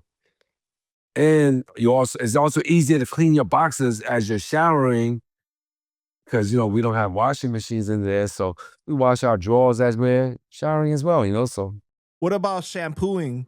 Because don't a lot of places you shampoo your hair before you go into the shower? Oh, you mean like put the shampoo in your hair because you can't bring the Yeah. shampoo into the shower? That's if you're in Right, the right. that's when you're in the box. population, population, you could bring whatever you want. You can bring a bucket in there with you, if you want to, you know. But when you're in the box or a solitary or short-term keep block or long-term keep block, certain places, yeah, you can't. Because when you're in the box, when they take you to the shower, they handcuff you. No, they don't. Only if you have assault on staff. Uh, but they usually escort you to the shower, whatever. You gotta keep your hand in a certain position, and you can't bring a shampoo in there because they don't know if you have. They don't know what you have in your shampoo that you could spray somebody or whatever. So you gotta put the shampoo in your hair already, but you can bring your soap and your wash rag in your hand. Do you feel that you finally gotten to a part now where like you don't feel institutionalized anymore? That like you're just a regular Oh, civilian, like you feel normal now?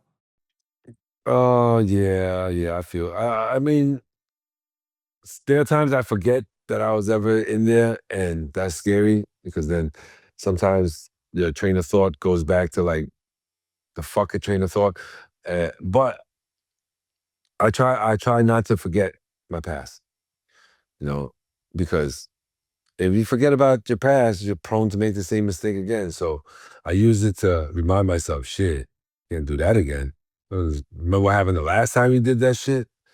That shit didn't come out good for you, bro. So yeah, whatever it takes Right. to remind yourself, you know. I had friends that bring their I had friends that bring their prison ID card home and keep it there every morning, look at it and be like, yo, shit, I don't ever want to be on that card again, you know? Yeah. That's crazy, man. Yeah.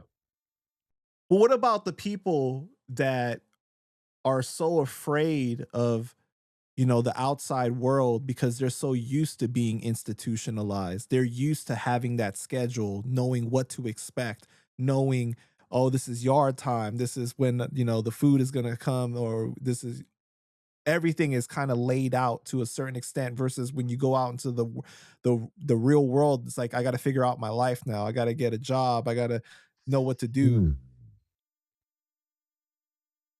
I'm trying to think, recall. You know what? In all my years, I have never met a Morgan Freeman from Shawshank Redemption throughout my travels. And I've known dudes that have been locked up for 30 years, 40 years, and came home. One of my close friends that when I first got locked up, we befriended each other. And he just got released after 33 years, you know? And he's not even looking back. Like, I never heard nobody say, I want to go back in. You know, I never heard nobody say, "Yo, I don't want to be released."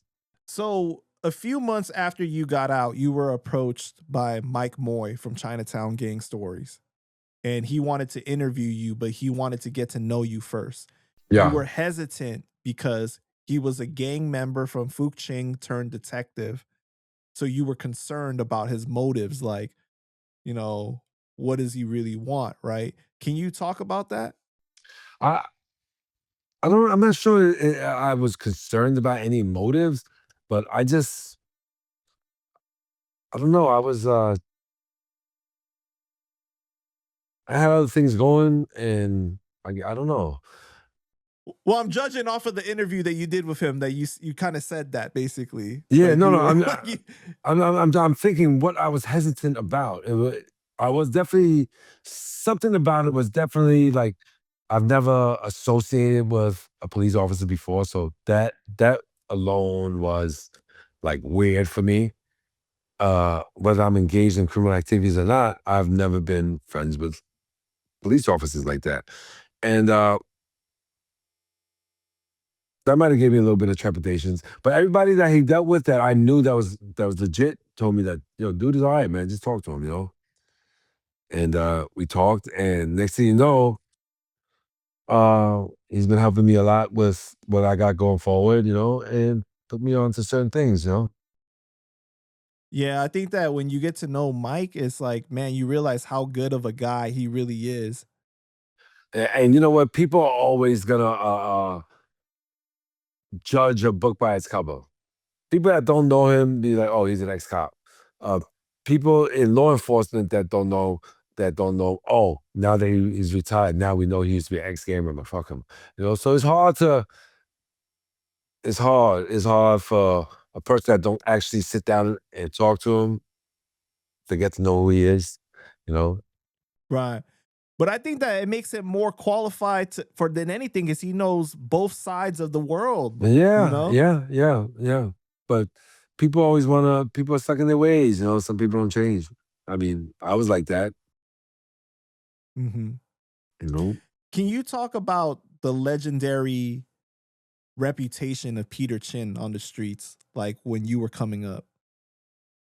Well, he was a legend. He was a legend. Like he was the one that made Ghost Shadows famous with the stuff he did. And it's all in his book, you know. It's not like we're exposing information that's not shared. You know, you read his book, right? Yeah. Hmm. Yeah. So Well, if you, I interviewed him too, so yeah. yeah, so you definitely read his book. So everything he says is the stuff that he did. And if you're like a fledgling gang member, like his deeds is something that you look at and you're like, damn, I want to be just like that. Because if you're running the streets and you don't want to be like the top gangster out there, then you're in the wrong field. Like if you don't want to be the baddest motherfucker out there, what are you doing? You know? So of course everybody's gonna try to emulate who they thought was the baddest. And for Ghost Shadows, he was the baddest motherfucker out there. In from the stories I've heard, you know. Right. But when you were coming up, Yeah. right? Like you just like you heard like the street tales from like other people and stuff like that, or like did you see him Yeah, growing yeah, up yeah. or Oh, no, no, no, no, no, no. This is before my time. He was before my time, you know. Definitely before my time. He was actually second generation, you know, and I was technically my generation is the last generation, you know. So yeah, the only her stories, or only her stories, and people brag about being with him when shit went down. Like, you know, he was like a local folklore legend, you know. right, right. Well, man, shout out to Mike and Mitch and Peter Chin and everyone over there at Chinatown Gang Stories, man. They're real great people and they're doing their thing. Yeah, yeah, yeah, yeah. What is it like for you to see how the culture has shifted so much from like when you were coming up, people stood on certain morals and principles like if someone snitched, they weren't accepted back in the hood. Like, you know what I mean? Like, you don't fuck with Yeah, them. But now it's like no, people make excuses of like, oh, it's kind of okay now, or you know, it's all right. It's like they pick and choose, right? Like it's more yeah. forgiving. Like even Is like something like not taking pictures really now like everybody just wants to advertise everything online and snitch on themselves online and get clout off of their crimes. What is that like for you to watch that happen now in real time? Uh, of course, it's different from when I was growing up, but the days of crime as we know it are over. Okay, I mean, crime is still gonna happen. Crime, like being assaulted or fighting with somebody, yeah, shit like that's still gonna happen. But as far as crime, like back in the days, like people planning to rob banks and sticking up stores or just mugging people, them days is over. There's cameras everywhere. Like Big Brother is really, really watching. You know, like in this day and age, it's foolish to be a criminal because you're not gonna get away. You're not gonna get away. You're Like, talking about like the petty crimes mainly, right? yeah, yeah, yeah, yeah. You're still gonna have petty crimes. You're still gonna have people fighting in the streets. You're still gonna have public intoxication. But I'm talking about like big jobs, like bank heists, robbing jewelry stores, Right. knocking down check cashing places. Those days are over. Like even like just trying to mug somebody in the street, they're gonna have 1,000 pictures of you from every angle on Crime Stopper. Hey, did you see this guy? You know, because technology is Yeah. advanced. You know, so now most of the crimes is like cyber crimes and shit like that, where you don't even see the faces. So threats of physical violence is lower and stuff like that. And you know, it's a different era. So people that brag about what they did and stuff like that, it's acceptable in this time and in this day and time. But it doesn't mean that it's okay. Like I'm not in that lifestyle, so I don't care anymore. But if I was still in that lifestyle, I won't condone it, but I'm not gonna be like, yo, I'm gonna make it a mission to get this rat away from me or whatever. It's not my concern, you know. It's not my concern, and that's the way it is. Like, So, like with the whole snitching thing, in your eyes, are you now at a part of life where you said that you're not a part of that life anymore? Do you think that there's ever a time that it expires for somebody? Like if you reach a certain age, you're out of the life. Now, if a crime were to happen, do you call the police and report it, or do you what? Like, how does that work? man, that is. I don't think there's an age. You don't get an age. You don't get a pass for being old. You know, if you're over here in that lifestyle and you still fucking around, no, I don't give a fuck if you're No, I'm 80. saying, but if you're out of the lifestyle though, If you're because out of the even some lifestyle, people still then say if you're out of the even if you're lifestyle, out of the that's lifestyle, not you shouldn't no. call. That's stupid. That's like saying that we don't need law enforcement. You know, your society needs law enforcement to protect the ones that can't protect themselves. Not everybody's a thug. Not everybody's a gangster. Not everybody can survive during anarchy. You know, my parents can't survive during anarchy now. We need good officers around to protect them. So if you're not in that lifestyle and there's a crime perpetrated and you see it and you report it, I'm not gonna look at you any differently. But because I've been brainwashed and I myself I wouldn't. I myself I wouldn't because of how I was raised, but I wouldn't look at anybody any less if they do. If if you was a gangster 30 years ago and you've been living the right path for the last 5, 10, 15 years and something happens and you report it, hey, good job, good citizen. I mean, I'm not gonna admire you or dislike you. It's part of life. You need it. You need order. You can't always have chaos. But you can't be claiming to still be busting your gun and Yeah, exactly. You can't be like, yo, I'm still in the streets and yo, I'm out there hugging the block. Nah, them days is over. Don't talk about that shit. Don't be on Instagram taking pictures with bands and empty clips and guns and shit like that. No, them days is over, homie. But yeah. No, because it's interesting now because like when you were coming up, right, and like the early '90s and everything like that, you look at specifically like for like hip hop, for example, it's like because hip hop is so tied to the streets that anybody that got accused of any form of snitching, it's like your career is over, right? But now Oh and yeah, then yeah, yeah, today's yeah. generation, it's like, man, they make like all these like cases, YSL, all these different things, like they make excuses for even like it's just like even the rumor back in the day would hurt your reputation. Now you got people recordings and it's like, no, you still get to have a career after they hear you on a recording or something like that. Like that's kind of crazy. It's like Yeah, night and yeah. You day. can blame that on you. You can blame that on Sammy the Bull. He started that trend. I mean, people were ratting before him, but he was the one that was a gangster and motherfuckers respected. And once he did it, now everybody's man, he did it too. So fuck it. Sammy got busy. Fuck it. I'm gonna do it too. So it was just an excuse. But there's a saying in Chinese: if you're gonna eat the salty fish, don't complain about being thirsty. Sit down, you die the heart. You know, man up, man the fuck up. You want to be like that? Don't. Yeah, I You think know. that China Max said it best when he said that when you pick up that gun or you do that crime or whatever, like you're basically signing a sheet saying that you're gonna live by these rules of the streets. So when the time Yeah. comes, Yeah. like you can't complain. Like you made that decision to live that life. Don't cry. Don't cry about it. You know. Don't cry about it. Handle it. You had a traumatic brain injury, right? No, no, not me. Are you talking about that video that I posted up? Doing the Yeah, volunteering because for the you traumatic. volunteered, right? Yeah, To like yeah. No, that I don't. I do not have traumatic brain injury. I fit the criteria for it because of all the blows I took to the head in the past, and I was involved in a bike accident and all that. But no, I do not have traumatic brain injury.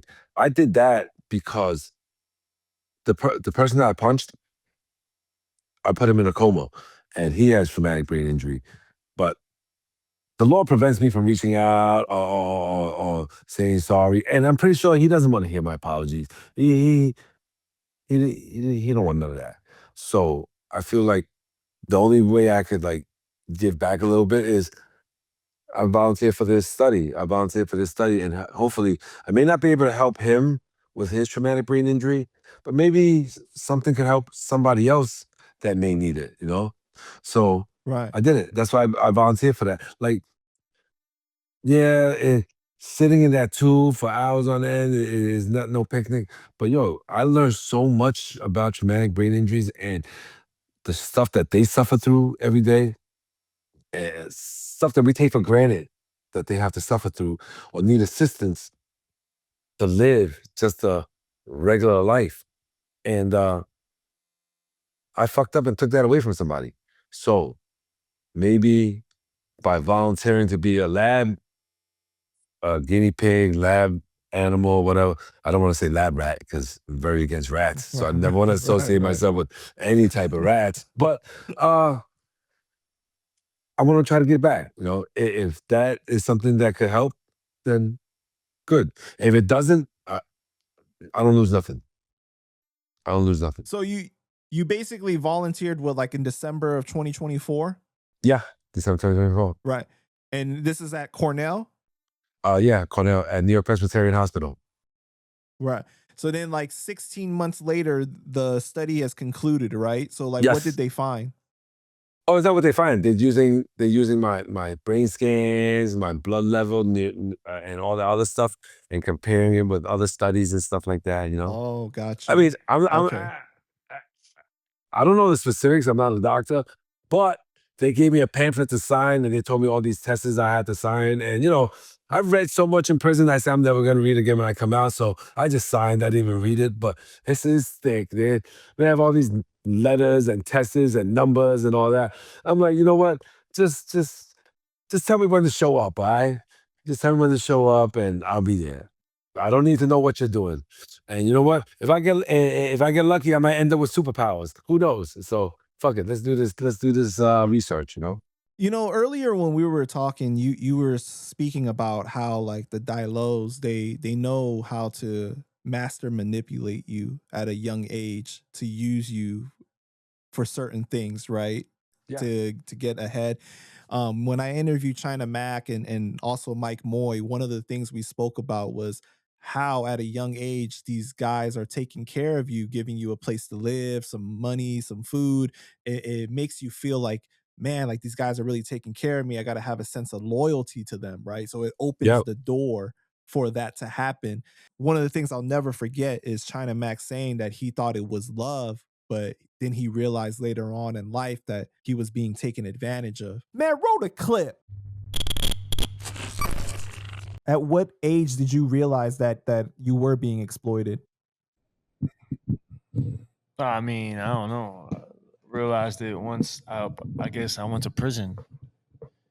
You know what I mean? I really didn't understand at that time. At that point, I thought it was love. You know, I thought it was like, I thought it was I thought it was family, but it wasn't.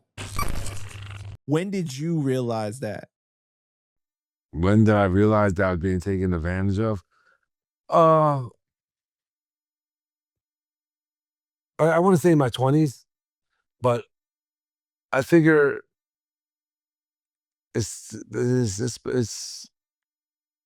just another step. You get manipulated. I mean, everybody went through it to get to where they had to go through. Maybe I don't know.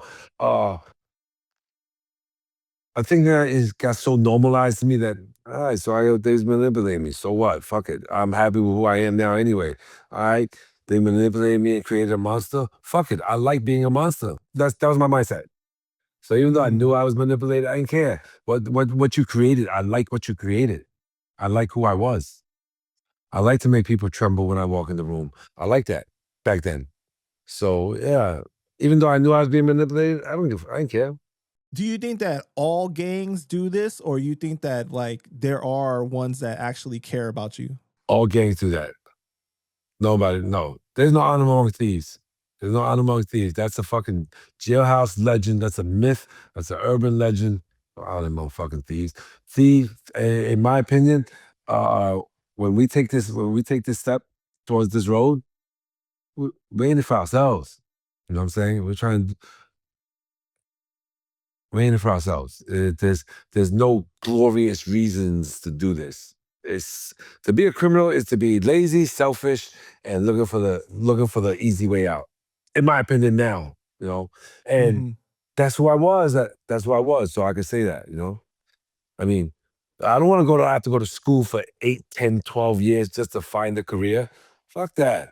I'm going to let me go in this store and just take what I want to take. That's so much easier, you know. Right. So yeah, But since you've been home, you've actually spoken to youth about yeah, choosing a different path, right? yes. What has that been like for you to give back in that way and try to save the youth? Uh, feel I don't want to give you the freaking cliche answer. It feels good for my soul, and I feel so refreshed after doing it. I ain't gonna say a lie. You know what I mean? I do it for many reasons. One, I don't want to end up in hell, and no, that's not the reason. Uh, I gotta give back. Is I when I do it, I feel good about doing it, but that sense of feeling good at first was for like selfish reasons, but eventually I feel like that's what my calling is. Like, all right, you've taken life, now give life. Like, you've hurt people, now heal people. You know, I don't know. I'm not saying I'm a pastor or I'm gonna be a minister or whatever. Yeah, I'm still me, but now my focus is try the other way, try to do good instead of being bad. Like, I always felt like if I was gonna be a bad person, I'm gonna be the worst person in the world. If I'm gonna be a good person, I'm gonna try to be the best person in the world. I want to be the best at You're whatever I do. extremist. Yeah, I'm a extremist. I want to be the best at whatever I do. If I'm gonna be the lazy, I want to be the laziest motherfucker in the world. Like, lazy to the point where I don't even want to scratch my own back. Uh, I don't know if it's gonna help me or what, but that's my personality, I guess. Well, and the good thing though is like when you have these conversations with these kids, right? You may not like be like the ultimate reason why they change or anything, but you could plant a seed at least that Yeah, later on, if they do make a mistake or something, they turn back and look like, damn, he was trying to warn me. He was at least trying to help me. That I remember that guy talking or something, right? yeah, yeah, definitely. All right, All right. man. Last question. All right. For you growing up, there wasn't a lot of representation of Asian Americans. Some Yes. representation of Asians, but it's mainly stereotyped, but not like a real representation of what it's like. You got the Bruce Lees, the Jackie Chans, that type of stuff. But like, what was it like for you growing up without, seeing that representation? I guess it makes you feel like you're not part of the culture. Like, everybody sees themselves on TV. Like, white people can see white people on TV, black people can see black people on TV, Spanish people can see Spanish people on TV. But you really didn't see Asian people on TV. And when you did see it, it was like extreme stereotypical, like Hong Kong Phooey type shit, where with the extreme mustaches and the extreme eyes. So the people that they put on screen, other than Bruce Lee, like, you didn't want to emulate them, you know. And even with Bruce Lee, like, as amazing as he is, people still found ways to ridicule him, like with the what the and all that. Yeah, like, people say, "Oh no, I'm just giving respect. If that's what he did." No, you're trying to ridicule the man for doing that. So even though we did have some type of somebody that we could see on screen, but he was still being ridiculed, like being made fun of the way he talked and stuff. Uh, I don't know. Nobody made fun of the way Chuck Norris talked. Nobody made fun of the way Van Damme talked. And whoa, why that? Why that? You know what I'm saying? That's just my opinion. And even when he fought Kareem Right. Abdul-Jabbar, like, nobody complained that nobody's made fun of Kareem Abdul-Jabbar saying he looked like a freaking robot next to Bruce Lee in the movie. You know what I'm saying? Like, but meanwhile, everybody was harping on what the. So yeah, growing up in this culture, we us as Asians, we didn't really get to see ourselves like that, you know? What has it been like for you becoming an actor and helping change those mainstream stereotypes about Asians, though? I do try that. Like I would never like I would never take a role where I have to ridicule my own race or like do any of those. I don't want to say racial big jokes or whatever. Like I want to make my peoples look good. I want people when they say, "Oh shit, look at this guy. Yo, he kind of cool." You know, don't say, "Oh, he kind of cool for an Asian dude." I fucking hate that shit. When motherfuckers tell me, "Yo, damn, you kind of fly for an Asian dude." What the fuck you mean I'm kind of fly for an Asian dude? Well, Asian dudes ain't fly. Fuck out of here. I want you to say, "Yo, you a fly motherfucker." Regardless of what I am. You know what I'm saying? When they say, "Oh, you speak pretty good English for an Asian dude," what? You speak pretty good English too, motherfucker. That's not your language either, motherfucker. But you speaking good. You don't see me telling you you speak good English.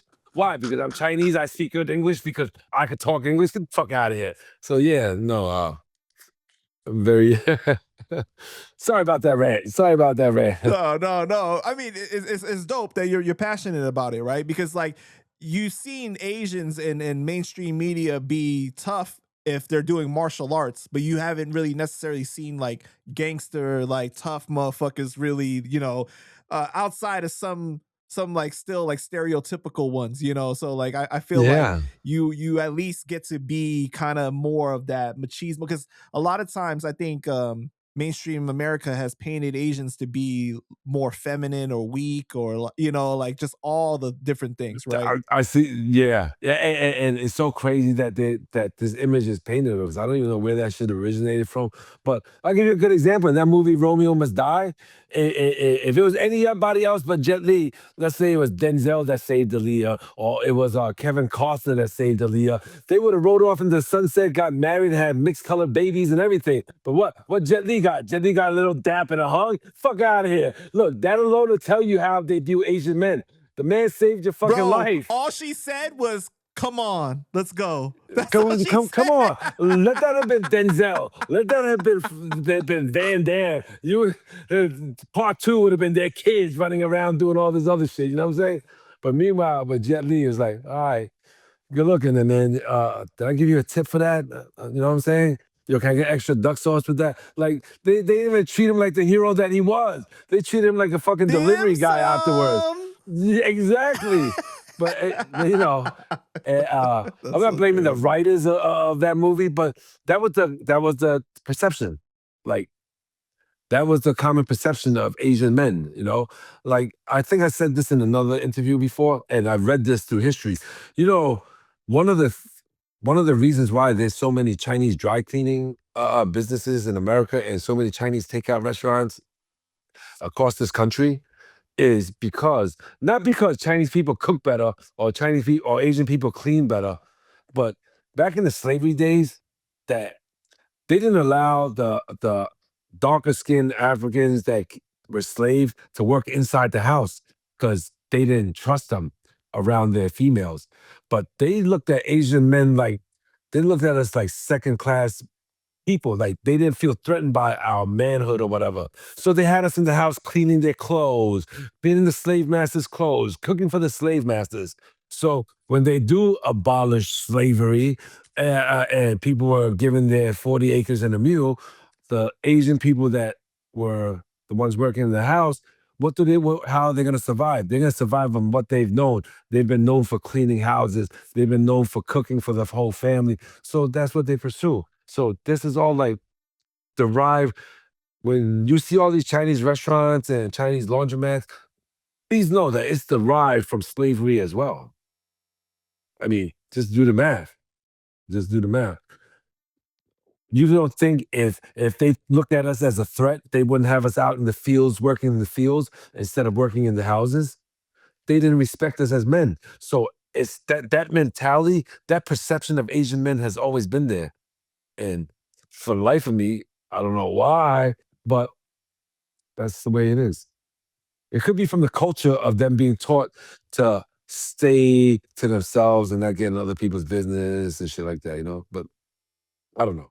What has your overall experience been like in Hollywood in general as a Asian male actor? Like, has it been positive, or you dealt with like those bougie Hollywood types? Like, how's it No, been for you? I've been very fortunate. Every project I've been on, I've been with some cool ass motherfuckers. Like from the director to the PA to the co-stars. Like I've been blessed that I've never ran across any of that in the industry so far. Uh, uh, maybe maybe for other people or whatever. But you know what? Look at me. I come across as mad aggressive even when I want to be nice. So like even if you don't fucking like me, you're not gonna be in my face be like, yeah, I don't fucking like you. So it's hard to tell sometimes. Sometimes it's hard to tell. It's hard to tell when people walk on eggshells around you your whole life. So it's hard to tell who's who, you know? Now, you've said that, you know, in the past, like you're not at the part of your career where you could speak out about certain topics that you're really passionate about pertaining to the Asian community because Yeah, it's almost like career ending. Like it you've can be. seen Daniel Day Kim from Hawaii Five Five O, O. Yeah. he's done it a lot, right? And I remember you saying, man, it's going to be hard to cast him after this because people are going to feel away. Yes, it's very, very true. So, do you think that this is something that is pertaining specifically to Asians or just in general when you're going against the grain in kind of like any field? Any field, any field, and any field. If you go against the grain, you're gonna, I mean, in Tokyo Drift, the dude said it best: the nail that sticks up is the nail that gets hammered back down. There you go. And also you that movie Snakehead, you worked with Sun Kang, right? Because you Yeah. just brought up Tokyo Drift. What was it like working with him? Oh my God, it's so amazing. Like he taught me so much about acting and stuff like that, and uh, develop a friendship. And he's a straight up dude. He's a straight up dude. Um, When I was in prison, he came to visit me a few times, so you don't have to do For that. real? For real, you met me on set. Damn. You met me on set. We met each other on set, and okay, you befriended each other. We befriended each other because we was forced to work with each other because we were on the same project. After you work, you may never see the person again. So, I've had people that I've worked with in the past that I've never seen again or even talked to. But while he was here, while filming that movie, like stuff that I wasn't as good at in the acting field. He taught me and he kind of coached me through a lot of shit. And we developed a friendship behind that. And we had talked and I had explained to him what happened and why, I have to go to trial and I might have to go to prison and stuff like that. And when he met me with an open mind. So he got to know who I really was without reading what the media had written about me already. And he's a real motherfucker. Yo, I've known mad people from the streets that if they had half of his integrity, a quarter of his loyalty, they'll be they'll be legends themselves in the gang life or whatever. But he is like we're like night and day. Like I'm like really bad, but he's like squeaky clean, but he's like the cool squeaky clean. Like and he's a genuine person.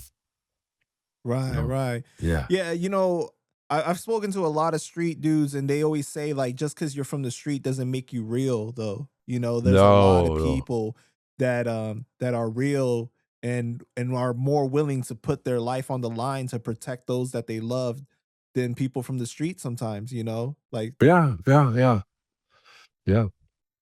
that's I mean, crazy, man. But I had Sun King gang has got to brother. be like one of the smoothest dudes I've ever seen. Like he's Yeah, just like he's he cool, is. man. He is like cool and talented. He's very cool, very talented, and very down to earth. Down to earth. I have. Yeah. We have been to mad places together where we're just hanging out. No media, no nothing. And I have seen him literally stop and take pictures with people for like 10, 15, 20 minutes because he doesn't want to say no to people. And I've been around other actor friends of mine that be like, yo, nah, no pictures, bro. I'm eating, I'm doing this, I'm doing that. But that man always makes time for everybody. No. So, and he was one of those people that somebody put him on. Like he went to L. Like I said, we're really close, so he shared a lot of stories with me. Like he went out to LA on his own, and to pay for his own acting classes, he was helping clean up the acting studio afterwards because he was so passionate about his career. You know, people like that deserve to succeed. You know, Right. because you put the work in. For sure, man. He definitely Sure. made his way up. All right, Richie, man, I just want to thank you so much for your time, bro. Is there anything else you want to say to the people before we go ahead and wrap it up? Anything you got coming up soon? I got a few things in the air, but NDAs prevent me from speaking about it. But if you want to find out more, I leave mad clues on my Instagram. You could follow me on Instagram at the real Richie Ng. That's RICHIENG. And pretty soon I'm gonna come out with my YouTube channel, but not yet. Not yet. Soon. I got a lot of stories to share. Wait, you got one though. You got one where I saw the poem at. No, I did that when I first came home, not knowing what I was doing. I'm about to erase that shit too because keeping it real, I was away for a long time, so I didn't know what was hip and what was not. So when I filmed that fucking poem, I put the filter on. I look like I got fucking makeup on in that video. But it was my first video. It was my first video ever. So I said, you know what? I'm gonna keep it up there until somebody says something. But I literally did not know because I see everybody using filters. I was like, let me use a filter. Let me see how I look with this shit on. And I was like, you know what? Maybe I felt weird, but I said, all right, maybe motherfuckers, this is the time for it. So I just left it up. But I'm gonna fix all that shit up. That's the only video with a filter. Never again. Never again. But I'm a oh shit, wait. So what year did you come home? The first time? 2010. 2010. So that means that you missed all that technology during that time. Oh, yeah. I came home in 2010 and I went back in 2018. So I didn't even know what a fucking filter was until I came back on. And I hear people say, oh, he used a filter, she used a filter. I'm like, oh, everybody's using a filter. Fuck it, I want to use a filter too. Let me see. So that fucking video, the message is cool, but my fucking face is fucking warped. Once I really get some more content and really start my own channel, that video is getting taken down. Getting taken down. I have to do something to fix it. Anti-filter, is that app to anti-filter a picture? Man, that's hilarious, man. All right, Richie. Yeah. Joe, thank you for having me, bro. Thank you for having me, man. Love what you do, man. Keep it going.